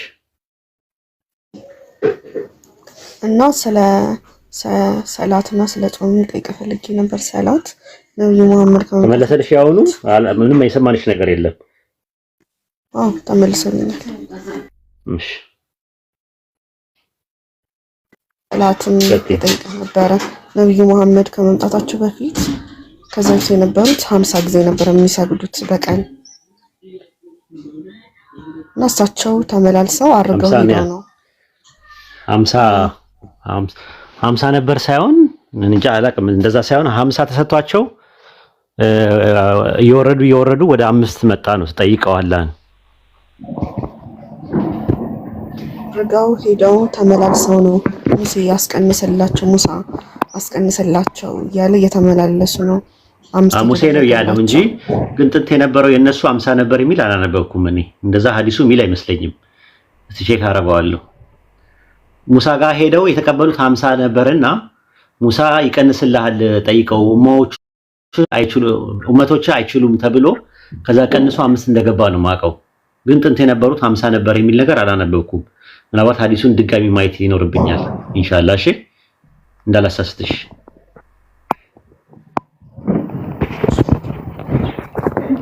ነበሩት እኮ ፀሐይ ከመጥለቋ በፊትና ፀሐይ ልትወጣ ስትል ነበር አይደለ ሰላት የሚያደርጉ የነበረው። በኢሳም በኢብራሂም ጊዜ ነበሩት። ምን ስትል ምን ስታረግ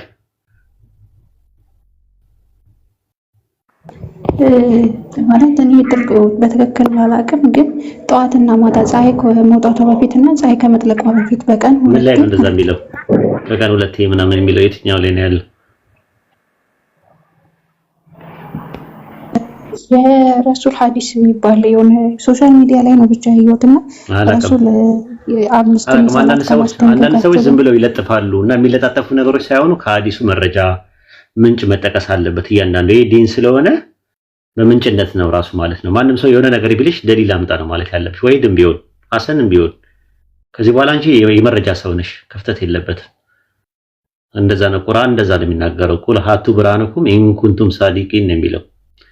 እውነተኛ ከሆናችሁ ማስረጃችሁን አምጡ ነው የሚለው ሱረቱ በቀራ ምዕራፍ 2 ቁጥር 112 ላይ። ባይብል ላይም እንደዛ ነው። ኢሳይያስ ላይ ምዕራፍ 40 ቁጥር 21 ላይ እንደዛ ነው የሚናገረው። ክርክራችሁን አቅርቡ ማስረጃችሁን አምጡ ነው የሚለው። ማስረጃ ከዚህ በኋላ የማስረጃ ነው፣ ዘመኑ አይፈቅድም። ከዚህ በኋላ መክሊት ማንም ሰው እየመጣ ኩራፋቶችን የሚረጭባት ሰው አይደለችም። ኩራፋት ማለት ሚቶሎጂካል ተረት ተረት የሚያወራት ሰው አይኖርም ከዚህ በኋላ በመረጃ ነው መክሊት የምታወራው። እኔ ቤት መጣችሁ ያለ ማረጃ ያለ ማስረጃ ማንም ሰው እንዲያወራችሁ አልፈልግም። እናም ብትሆን መክሊትም ብትሆን ማንም በቃ ዘመኑ እንደዛ ነው። ራሱ 21ኛው ክፍለ ዘመን ላይ ነው ያለነው። ለምሳሌ ተባለ አሉባልታ እንትን አይደለም ራሱ አፒል ቱ ኦቶሪቲ ፋላሲ የሚባል ነገር አለ።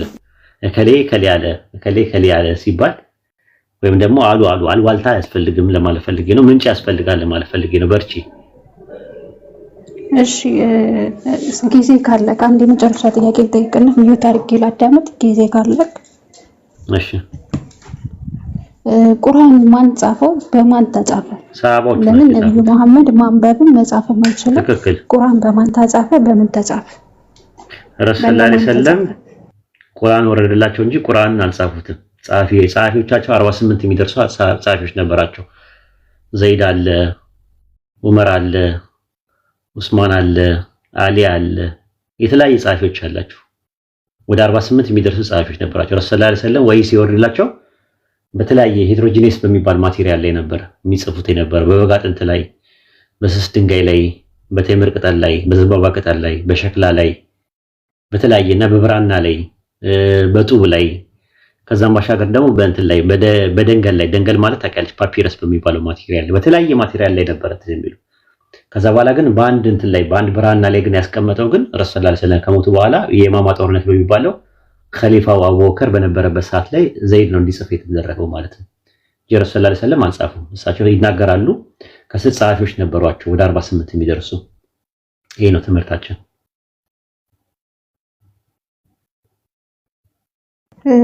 በረሱል ጊዜ የተማሩ ሰዎች ወይም መጽሐፍ ማንበብ የሚችሉ ሰዎች 46 የሚደርሱ ሰዎች ነበሩ ማለት ነው። በዛ ይጽፉ ነበር።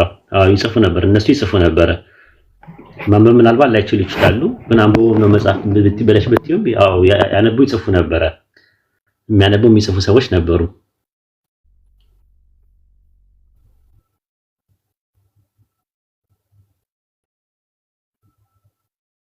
ይሄን ይመስላል። መክሊት እንዳይበዛብሽ ለዛሬ በቃሽ።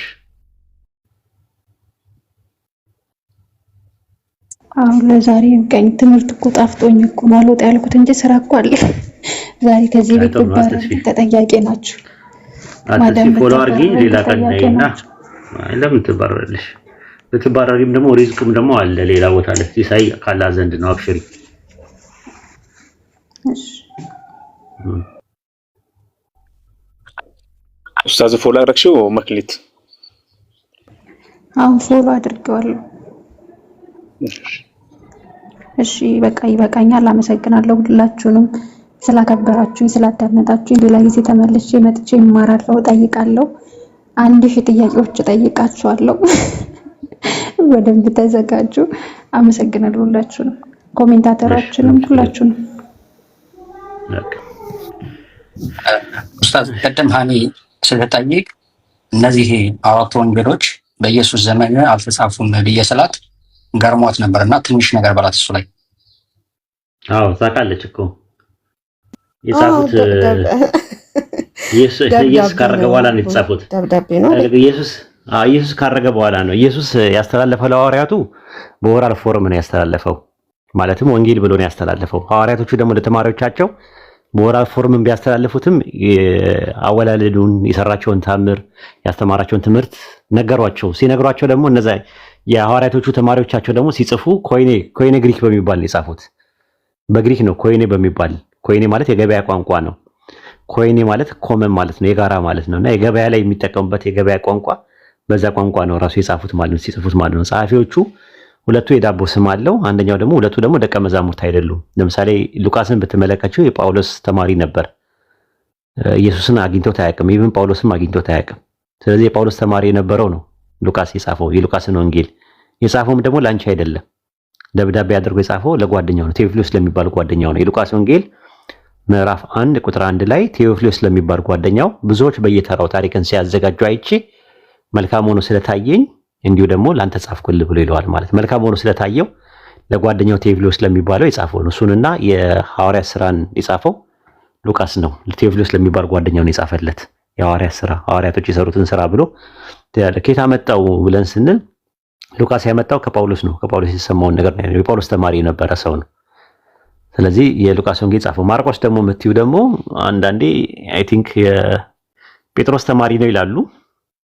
ግን ኦፍ ኮርስ ሊሆን ይችላል ራሱ ብዬ አምናለሁ። ግን ዘመዱ በርናባስ ነው፣ ያክስት ልጅ ነው ራሱ በርናባስ የሚባል አለ። የእሱ እንትን ነው ከእሱ ነው ያገኘውም የሚል ነገር አለ ራሱ ማለት ነው። እና ማርቆስ እሱም ራሱ የኢየሱስ ክርስቶስ ሐዋርያ አይደለም። ኢየሱስ ክርስቶስን አግኝቶት አያውቅም፣ አይተዋወቁም ከኢየሱስ ክርስቶስ ማለት ነው። ሌላው ያው የማቴዎስ ወንጌል መጀመሪያ ማቴዎስ የጻፈው በዕብራይስጥ ቋንቋ የጻፈው የነበረ ነው። እሱ ጠፍቷል ተብሎ ከዛ የማርቆስን ወንጌል ሶርስ አድርጎ የጻፈው ሰውዬ በማቴዎስ ዳቦ ስም ነው ግሪክ ኮይኔ ያዘጋጀው ማለት ነው። የግሪኩ ላይ ያለውን የማቴዎስን ወንጌል የጻፈው አይታወቅም ማን እንደሆነ ራሱ ማለት ነው። የዮሐንስ ወንጌል አጨቃጫቂ ነው ራሱ ማን የጻፈው የሚለው ነገር ለማለት ነው። ሐዋርያው ዮሐንስ ነው ወይስ ፕሪስፔሪያ የሚባል ዮሐንስ ነው የጻፈው በሚለው ላይ ጭቅጭቅ አለው ራሱን የቻለ በታሪክ ውስጥ ማለት ነው። እና አጨቃጫቂ ናቸው። 4 ወንጌሎች ናቸው። ግን ከ4 ወንጌሎች ብዙ ወንጌሎች ነበሩ።